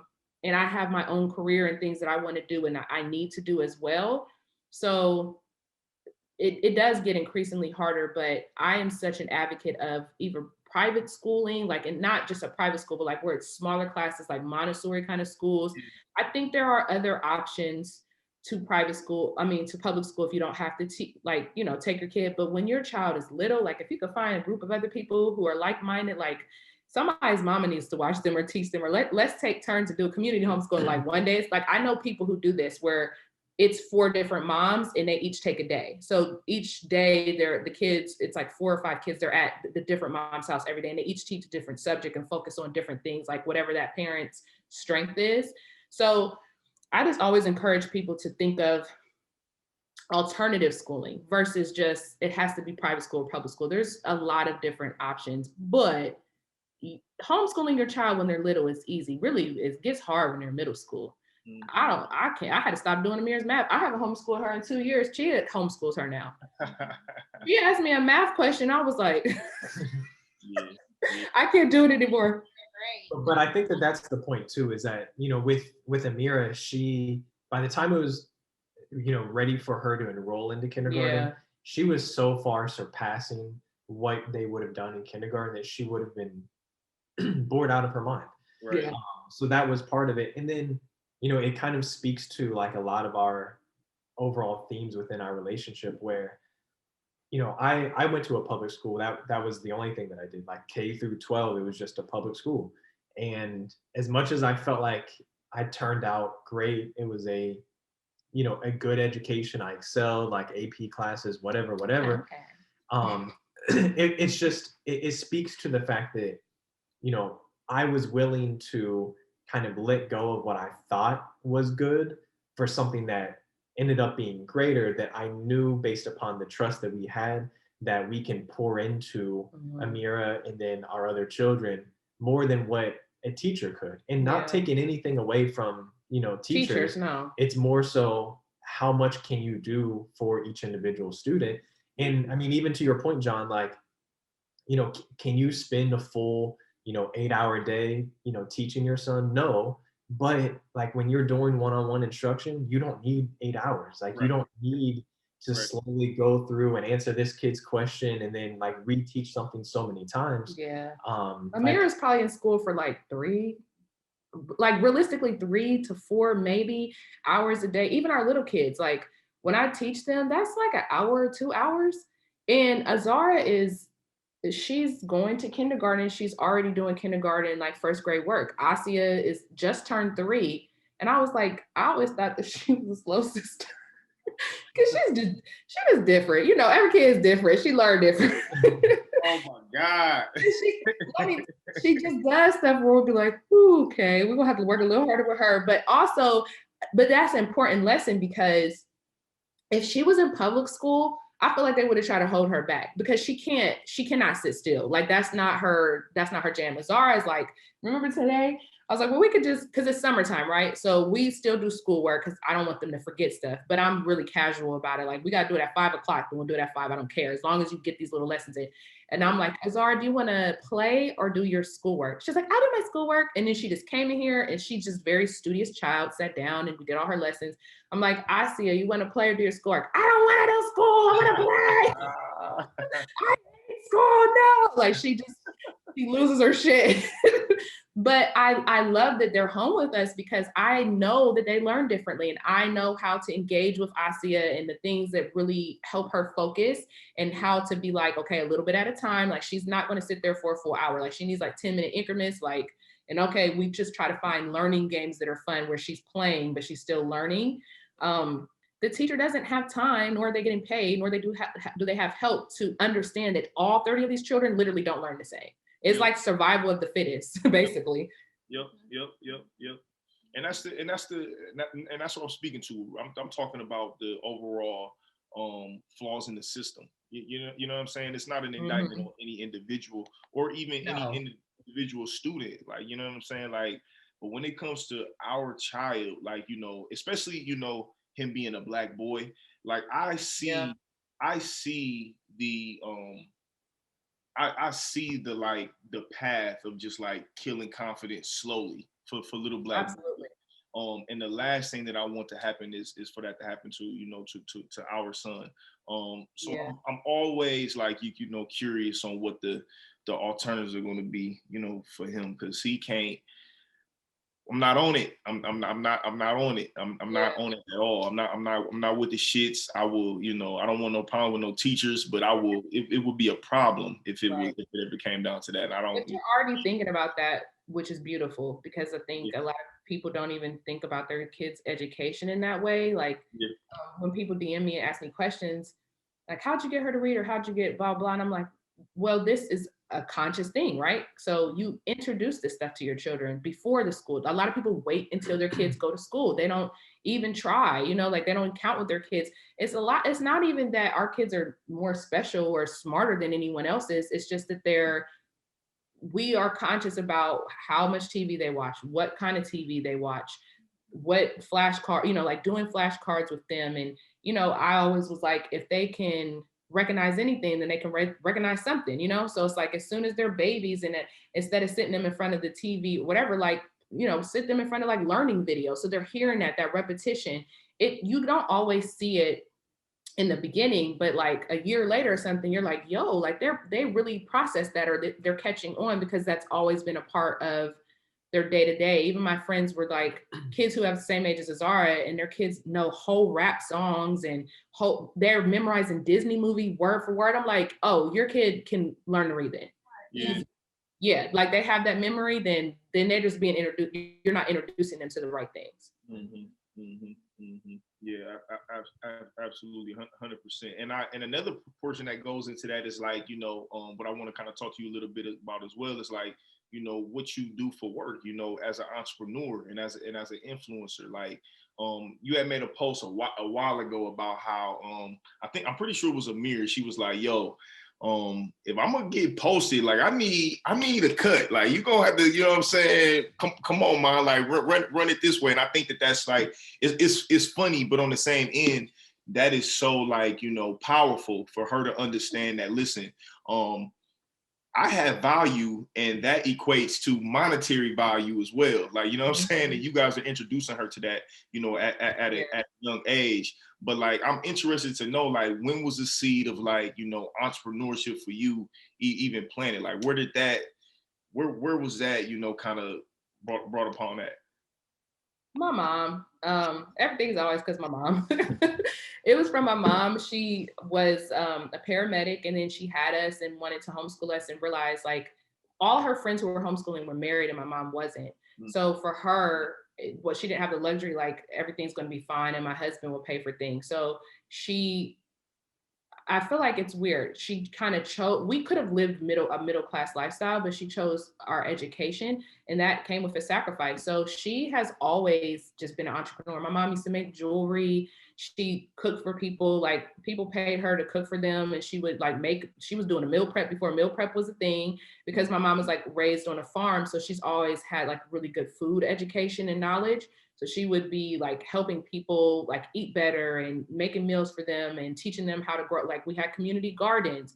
So she's always just been a worker. And then my mom, like, I remember she worked in stock and Kroger at night. Like she just has always been the type of person who would work and do whatever and figure out a way. So I learned early on from my mother about like also how jobs don't always have to be like, you don't have to love your job. And I think that's the thing that people don't understand too. Like you can find joy in other things. Like you can just work a job that pays for your family and there's no shame in that, but you find so much joy in the other things that you do. Like maybe you have to work at that. And that's I feel like I married my parents. It's so weird. She is like both of my parents. Like he works his job that it provides for our family, but it also allows him to do other things on the side that he enjoys, and he finds that's enough for him. Like, that's okay. And that's where I got that from. Like, when I had Amira and I had to give up my ballet dream, and I was like, well, I always wanted to be a writer. Like, that's something I've always done anyway. But I was like, okay, how can I make money from this? I started ghostwriting for magazines and doing that. And then I saw, remember, I always had a job. I worked at the fair. But then when I was in high school, I had 2 jobs. I worked at the mall. Like, I've just always been a hardworking person who believed in, like, I'll work at McDonald's. Like, I don't have any shit. I don't think there's job shame. To me, there's no job that's higher or below anyone else. Like, you think of a surgeon, but the person who cleans the room and cleans their tools to make sure that they can do to be a surgeon, you know, like, that job is, to me, is equally as important. I think I have like more socialist type of views about life, but I don't feel like there's hierarchy in employment. It's like everything matters, because what did we learn at COVID? What jobs really mattered the most anyway? You know what I mean? So I'm not ashamed of working, and I kind of take that mentality into everything. Like, I'm going to do what brings me joy and be an entrepreneur, but I'll also just do a regular everyday job too. Like, I'm just never going to go hungry, because I'm always going to work no matter what. You had said something like last week about, like, I knew I couldn't survive the 9-to-5 life when they wouldn't, like, accommodate, you know what I'm saying, my food options. Like, what the fuck you mean take off the pepperoni off this pizza? Like, I'm not doing that. Working for these white people. And that's my thing. Like, I think that's the problem. People feel like, I had a good job where I was working in a call center, but it was like paying well. I had a 401k. You know, I was making more money than I ever made. But I don't need to be unhappy. I will work at the mall instead and work with people that I have joy with every day. If I have to work 2 jobs at the mall, but I'm happy at work, I will do that before I work 1 job where I get paid more and I'm miserable and people don't respect me. And that's what I'm saying. We can all learn from Naomi. It's never that serious. Like, your joy and your peace mean more than anything else. Like, everything else is fine. I just won't show up. Yeah, that's a fact. And what's good for me is, you know, different for somebody else. Yeah. I am currently in the transition of being a full-time entrepreneur, as somebody who's worked a 9-to-5 my entire life. And the only reason I'm able to have a mindset of, like, adopting entrepreneurship values is due to my experiences that I've had working 9-to-5s up to this point. Like, you know what I'm saying? Like, I wouldn't be able to understand this side of it without my experience over here. So I don't have to be a starving artist. That's what I learned from Chea. Even when he was managing a rap group, he kept his day job. He was like, I'm in a thank God. That didn't work out. But, like, I try to tell my friends all the time, like, you can keep the day job and still be an entrepreneur and transition in a way where you feel financially stable. Like, I think we just all have very unrealistic views of life and finances and our dreams. They're very attainable. Sometimes it takes longer. You don't have to have the I lived in my car story. It's really never that serious. Like, it'll work out. It might just take longer, but it's fine. Yeah, that's it. And, you know, when in the internet era, man, the resources are literally much, you know what I'm saying? We have our hands at the resources at a very much more accessible rate than, you know, than our ancestors and people who come before us, you know. So it just depends, you know what I'm saying? What's right for me may not be right for the next person. So, you know, I never want somebody to feel shamed into, absolutely, you know what I'm saying? Because I totally understand, I empathize on both sides, you know what I'm saying? Because Chea is gonna pick the pepperonis off and keep on working. He don't care. He don't care. But that's what I'm saying. That does not bother him. He doesn't feel a way about it. He's like, whatever, I'll eat at home. I'm like, fuck this shit, burn it down. Sure. But I think that's too, like, the counterculture aspect that you and I have, where like, if something is going one way, I'm gonna go the opposite. So even right now, like, there's such a huge push for entrepreneurship and everyone's LLC and everything. Yeah.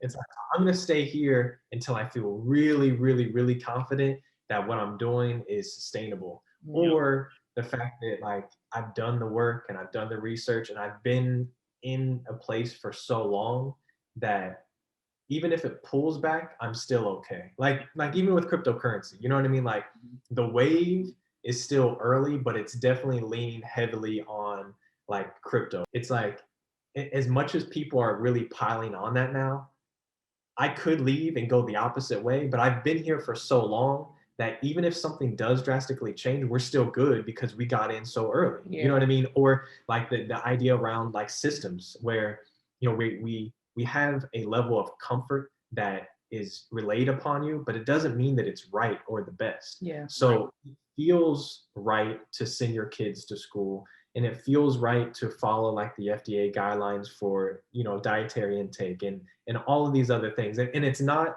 from a conspiracy theorist perspective, but it's really from like, have you educated yourself enough to know what to believe is factual, but then also to know what's tailoring perfectly for you and for your family. Yeah. And I think that finding your place in that is what's important. And then finding your capacity as a couple or as a relationship or as a family to execute on those things. Like, you know, luckily, you know, like you said, you're not at your house, you're at your parents' house because you have the support system right now. And like for us, we're kind of batting utility. Like we don't have a 5-person team with LeBron to, you know, to pass it to his 3-point specialist. You know, like we're LeBron on the Cavs where there may be 5 other around, but like they're not really doing the championship. They still win the championship. No, they talking about the early days. We're talking about LeBron on the first Cavs. Yeah, you know, like Mo Williams. It was some Nobody even knows who them dudes is on that team. And again, like no shade to them because they were great to achieve that level. Yeah. But like just getting on the idea of like we don't have utility specialists that, you know, we don't have a babysitter or a tutor for the kids, or like we're just now like really getting a financial person to kind of handle our accounting and our taxes. But like we've handled everything. Like we don't have a cook, we don't have a nanny, like someone to clean the house. Like, but we will. You know, like we do all of those things because we've determined either that we have the capacity to homeschool and tutor, or we believe enough that what we are pulling away from to provide that is of benefit enough to make it worth that sacrifice. Yeah. And really finding that balance and that place for what's important to you, and whether it's as an individual or, you know, in your family, that's where you can grow yourself the way that you need to. Yeah. Come on. Yeah, that's so strong. Yeah, that's good. Yeah, that was a good word.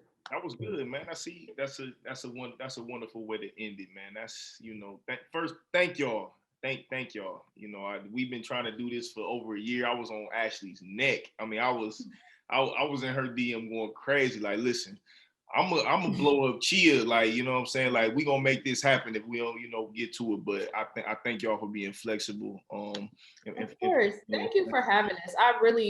That's actually what motivates me. You can ask Chea. Don't leave it to me because I'm like, sure, I say yes to everything and then I go back to sleep. So I'm glad that you stayed on this so that we could do this, because I've been looking forward to it. You know, I love you guys. I love your relationship. I always tell everybody about y'all. I think you're so dope and beautiful. And I just feel like where you guys are in year 3 is light years ahead of a lot of people that I know have been married for like 10, 15 years. So I feel very positive about your future of your marriage and just parenting, because you two seem very like in tune and intentional with one another too. And it's just beautiful to see. And I love how you love her. I love to see Black men love Black ladies. Thank you. I appreciate that. Thank you. Much love to y'all both. Listen, before we get y'all out of here, I got some rapid questions I want to hit y'all with. And you know, we go ahead and get on out of here. Listen, the first question is kind of it's for both of y'all. It's a little vague, but like, what are you guys' goals for yourself and for your relationship going forward 5, 10, 15, 20 years down the line? Like, what do y'all see for the Chea family? Actually, you know what? I am going to just go ahead and say that. Like this. You want it? Just say it. So listen, there's this thing that I found. It's called it's Swedish, but it's called nature. It's basically like translation is nature house. Okay. But a house that's built inside of a greenhouse. So especially in Ohio or like, you know, temperate climates, you have the ability to like, you know, farm and garden and like live in an open space, but have kind of like Mediterranean type of climate year round because you're in a greenhouse. Like everything's self-sustained. Like you recycle your own water. Like it's really, really dope. And I'm getting a lot of faces on this situation. Hey, I'm with you, man. I'm with you, Chea. I'm with you, man. Listen, if I were being selfish and not giving an answer of like, oh, I want to be like, you know, happy and blah, blah, blah, like selfishly, that's something that I would want to do. No, we're going to do it.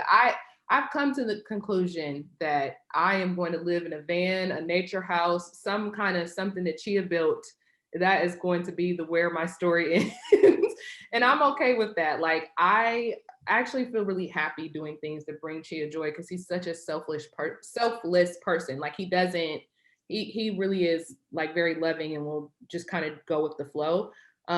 So for me, ideally, like the dream life for us, period, within the next 5 or 10 years is for me to just like get this book deal that I'm waiting to hear back about, and to be able to write, get this TV show picked up that we've been pitching for 3 years. I just want to create and live in the nature house with my kids and garden and be able to create. I want to be so financially stable that I create when I want to create. Do you know what I mean? And not out of necessity. I really do kind of want to live a very simple life with him. Like, I just want to open a bookstore and live a Hallmark movie life and have our little nature house and have our kids running around and shit. If we lived in a nature house and it was like that now, I'd probably have 6, 7 babies. Like, to be real, you know, like I just love raising children with him and chilling. I don't want to spend my life working. I think my ancestors worked too hard and I got the spirit on me. They just were like, no, I don't want to. I just want to be creative and watch my children. I want them to just be so financially secure that they just live a life of joy and they just do whatever the hell they want. And you don't get to see that with Black people. We are rooted in work ethic and working hard, and we feel like that is our identity, and it's just not. Like, that's just not even where we come from in Africa. It's like everyone did what was necessary to keep things flowing. It wasn't about like everyone over sacrificing themselves and being miserable and unhappy and raising their kids alone and struggling. Like, I just want to walk barefoot in our garden and watch my kids play and write books and make dope movies when I feel like it. Right. Yeah. All of those things for y'all too. Thank you. I'm gonna have them all. I believe it. I really do. It's gonna happen at some point, or we're gonna die trying. Either way. For sure. That's it. What are y'all intentions for 2021?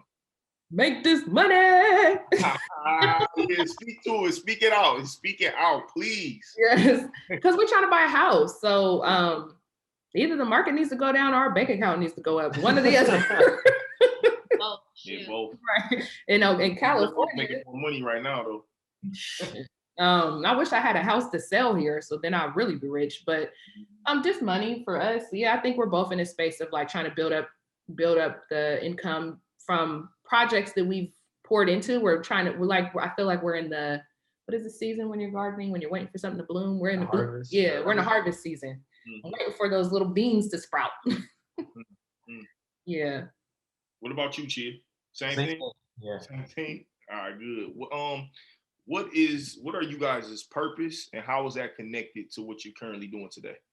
Oh, what's your purpose? I don't know. You gotta go. Oh my God. See, this is why people think I talk more than him, but he don't. I'm trying to be like, talk. No, you go first. Okay, I'll go. Thank you. So I think that my purpose is something that I'm trying to figure out for myself. I've always been in a role where like I've been supportive outside of just our relationship. So like for friends and family, I've always been like the support role to help people achieve their dreams or whatnot. And I think that I'm trying to find if that's really my place or if I'm doing that because I haven't found what my real purpose is, right? But I will say that this year, like, I manage contractors like in my day-to-day life, like for the whole West Coast. And this year, separate from that, I'm doing a renovation for a friend who bought a house in Portland. So like, that's one thing where I feel like maybe I'm able to dip in and figure out like, is this my purpose? So yeah, I guess that's my answer. I don't believe that's your purpose, child, but that's fine if you want to believe that. I think those are just jobs and titles. I think our purpose has nothing to do with our careers, but it just somehow will show itself, right? So I did this because, you know, I'm deeply connected with myself. But I really feel like my purpose, when I look at myself as a child and how I interacted with people, beyond beating people up to piss me off, but the types of ways I interacted, it's always been rooted in just healing and love. And I think that your purpose, like who you are, is a person of support and love. And that will find itself, maybe it won't find itself in your career. Maybe that will just always manifest within your interpersonal relationships with people. And I think that's where people go wrong, is because they feel a way and they know who they are and they're trying, you're not always going to make money off of your purpose. That's what I try to tell people.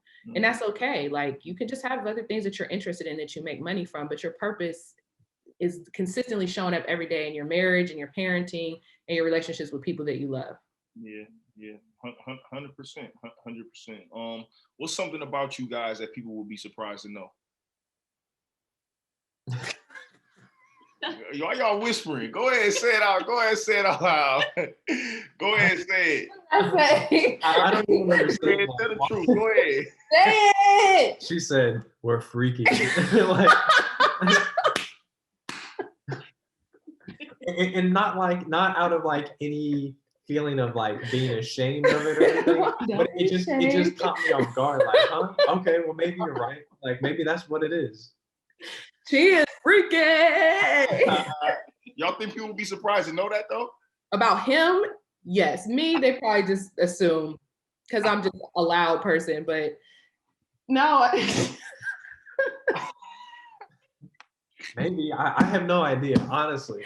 And you know what? Part of it is that I just don't care. Like I kind of don't care what people think. So maybe I don't know. Maybe they would think it's weird or surprising. No, I think people would be surprised if I showed them the text messages that my husband sends me throughout the day.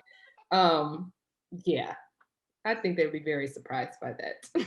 Okay, so that's hilarious. He's like, I don't care. Right, I don't care. Yeah, we're gonna let that rock then. We're gonna let y'all live with that one. Okay, all right, they freaky, y'all. What scares each one of you? I will say that feeling like there is something that I could have done more or differently for our children.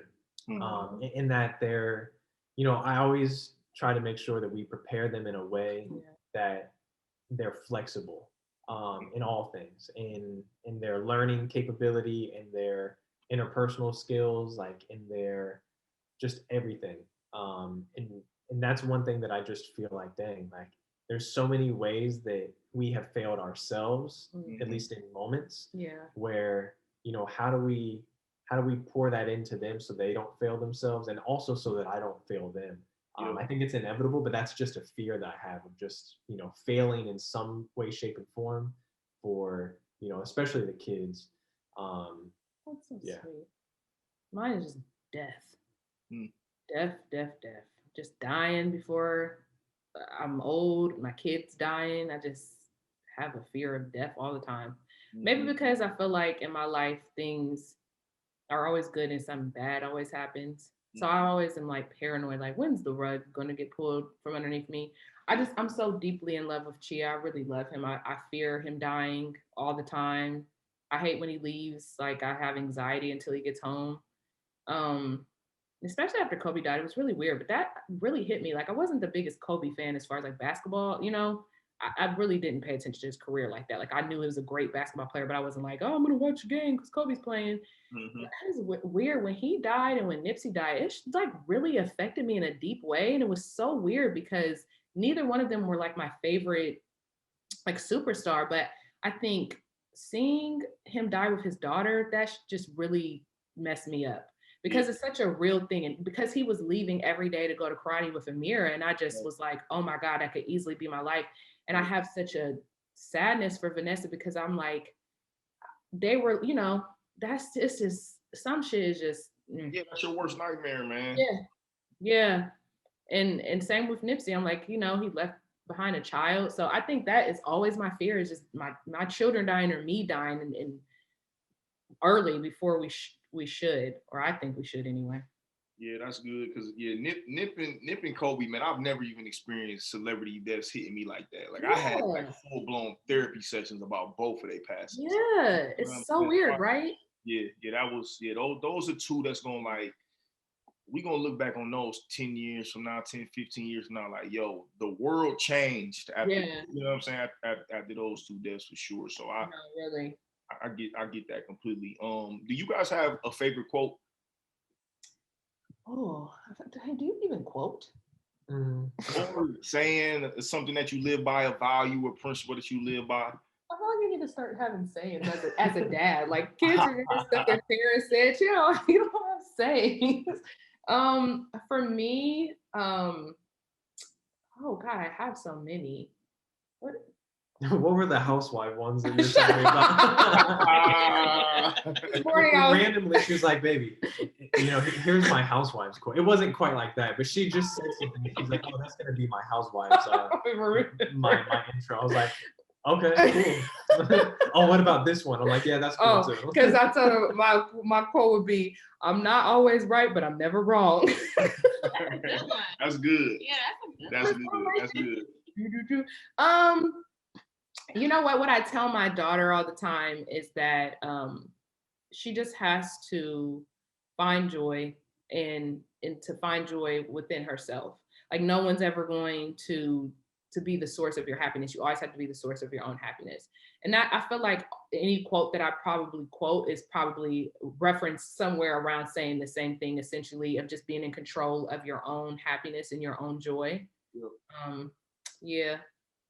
I really don't have one. He's not a quoter. No, I'm not. Like I'm terrible at quoting like rap lyrics and like movies. It's just not it's not a skill set that I have. Yes, it is. You just don't care. Yeah, maybe. But you know, even one thing that you talk about a lot is something that your grandmother told you. Oh yes. Take what you need and leave the rest. Yes. That is probably our life motto, is to take what you need and leave the rest. And we use that in everything. Because I feel like everybody has value. You can find value in anything anyone says, and you don't need to. You just leave the rest of it that doesn't apply to you. You can learn from anything. Non-attachment thing. Yeah, they good with that. Yeah, they got it. Ooh, y'all got it. That's a good one. Isn't that one of the 4 agreements? Non-attachment? No, it's one of the yamas. Oh, one of the yamas, right. But we're attached to each other though, so that's the difference. I think we're not attached. Oh, freaky, I guess. You know what I'm saying? All that love. Got a door swing for Christmas.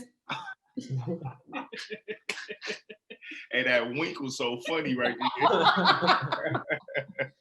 Spice it up. No, I'm kidding. If y'all could pick up the phone and call your 20-year-old selves, knowing what you know today, what would you tell y'all selves?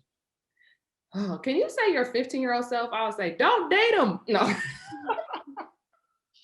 Or 15 or 15-year-old self, whatever, whichever one. Run away. I would say move with conviction. Oh. Man, that's a good quote, man. That's a quote. Oh. Bro. That is a quote, man. That's a quote. Let me put that in my notes. Yes. I'm gonna write that down for you. That's your quote. That's your life quote. Yeah, because you know what, I feel like even though we've been early on a few things, from like where we wanted to live in Ohio to, you know, just a lot of things, right? And from eating to schooling, like a lot of stuff is starting to come around, or even like, you know, wearing your hair natural, and 20 years later, you know, people are really kind of making it a part of their lifestyle. You know, if we would have moved, or if I would have moved with more conviction at that time, knowing what I knew, our life would even be drastically different than it is now, at least financially. Like how everything else falls in line, who knows? Like this may be the best version of what our life is, but you know, just move with conviction. That's mine. I'm stealing it too. Same. Conviction. That's good. Yeah, that's good. That's a very good one. I'm gonna steal that too. I don't say a lot, but when you say something, boy, it'll be a something. Good. Thank y'all so much. The Cheas, ladies and gentlemen. Thank y'all. Listen, tell everybody, you know, your social media tags, what you guys have coming up, where they can find you, all that good stuff. Mine is WatermelonEggrolls. And what do I have coming up? I'm just waiting on this book deal, guys. I thought you were gonna say baby. Oh yeah, well I got a baby coming. but that's not until December. But career-wise, I'm just working on this TV. We got a new showrunner attached to it, which is really dope. So hopefully it picks up some speed. And as far as my books, I wrote 3 books. I'm just waiting for these white people to accept me. That's so exciting. Yeah, that That's is. so great. Yeah, that is. You have any more questions for him back before we go? I got a million questions. I could talk to y'all all day, but I know y'all kids in the other room, and Right. y'all have already sacrificed so much time. Oh, Y'all are like so giving. Like I just am listening and thinking about what y'all have said in what? It has been 2 hours? Mm-hmm. In our 2 hours together, and there's like so many just beautiful things to just I guess that I leave with, and I know you all. So like just the abundance of love that you all continue to show, I think, in your close set of friends, in your friends that are not so close, or even in relationships that don't have that much intimacy, and even just how you share, Ashley, on like your other platforms and through your writing. It's just such a blessing to me and so many people. So I just really appreciate you both. And I think about Chea at the wedding and being at Chea's family's house, and how warm and like welcoming you are. And you do talk, Chea. You're like me. You talk in like in settings that are probably a little bit more like intimate. mm-hmm. So I just really, really appreciate you both for talking to us in this way. And I just can't wait to see y'all in real life, and we can spend real time together too. I know we need to plan a couples trip. We ain't seen y'all in like what 3?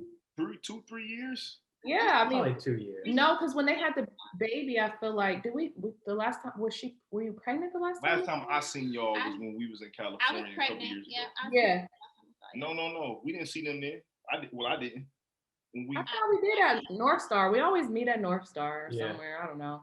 Either way, it's been too long. If we can't remember, then it's been too long. Too long. That's a fact. That's a fact. Yo, John, I have 2 questions for you. Oh, what are you doing? Go ahead, Chea. You got it. You've been doing this for a while now, like, and you have a real catalog of people that you've spent time with and, you know, poured energy into back and forth. First question, what has been the most important or impactful thing that you've learned from one of the people that you've had on your podcast? Good question. One. I know, right? Okay. So I mean, if I had to say one, it was going with my gut with having my father on first. You know what I'm saying? Like, my father for the majority of my life struggled with substances.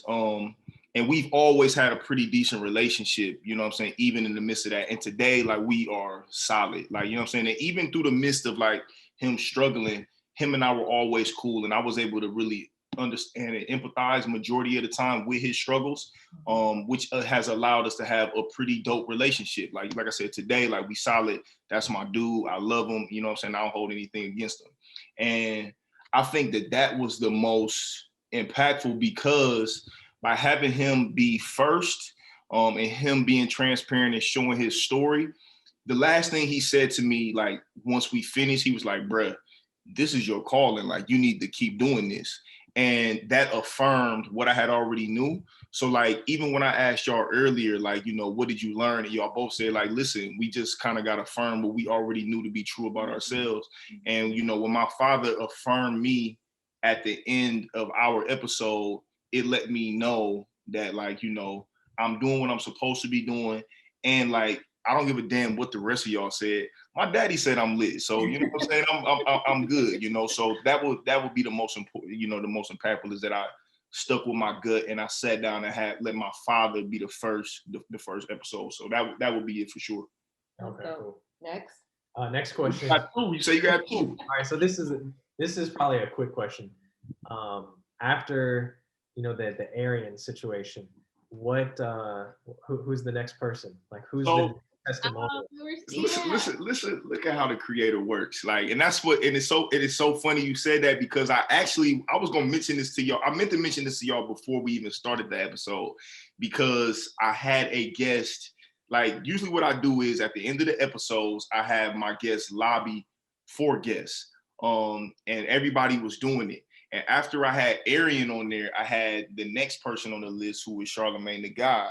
I really like what Charlamagne is doing in the mental health space, and just like, you know, his evolution to me has been dope in the media space. And like those who know, like the work that he's doing in the podcast space specifically, like he's being very disruptive in the space, especially for a lot of Black content creators. So one of my guests that I had on, I asked them to lobby for him at the end, and they was like, no, I can't do that. Like, I don't fuck with dude. I'm not doing that. I love you. Like, I like what you're doing, but I'm not doing that. Literally. Wow. So I was like, I'm like, oh shit. So it threw me off a little bit. So I said, from now on, I'm gonna start asking people ahead of time so they not caught off guard. So I meant to ask y'all that before. So that's who, after I got done with Arian, I asked him to lobby for him. And I've been asking all my guests after the fact to like lobby for Charlamagne because of the things I just mentioned. So I appreciate it. Charlamagne come on the show so John can talk to you. Hey, but you gotta answer my questions too. That's a bet. Let's go. Thank y'all so much, man. I really appreciate it. I love y'all. I remember the first time I met y'all in that North Star Cafe when her and I first started dating. We was contemplating going to a work-related party. I was like, man, fuck that. Y'all better go ahead and go to that party. Like, you know. Oh, I didn't even remember. Yeah, yes.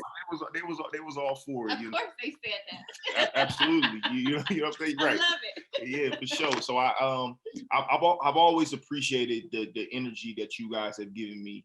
And we have never, you know what I'm saying? We haven't really spent that much time together like that. But anytime so close to you, yeah. Anytime I'm around y'all, it's always love. Me and Ashley talk all the time on Instagram, like literally all the time. Like my algorithm, like you one of the top people that I see in my algorithms all the time. Yeah, in fact, she in my top 8 for sure, 100%. So I appreciate that. I appreciate you guys for, you know, what you mean to us from a distance, but also, you know, being here and sharing, like Ciara said. Much love to y'all. Can't wait to see baby Chea. And you know, y'all keep shining, man. You guys are doing a great job, and I learned a lot from you both. Thank you. We appreciate you for having us.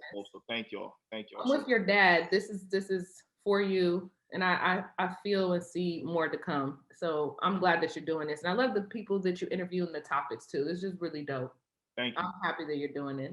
Thank you so much. Thank y'all. Listen, the Cheas, everybody, Ashley, Chea, and we just found out it's Bryan Chea. Bryan Chea. Chea. No doubt. Ciara, you didn't tell him that his name wasn't Chea. You know his name is Bryan. How would it come up? Okay.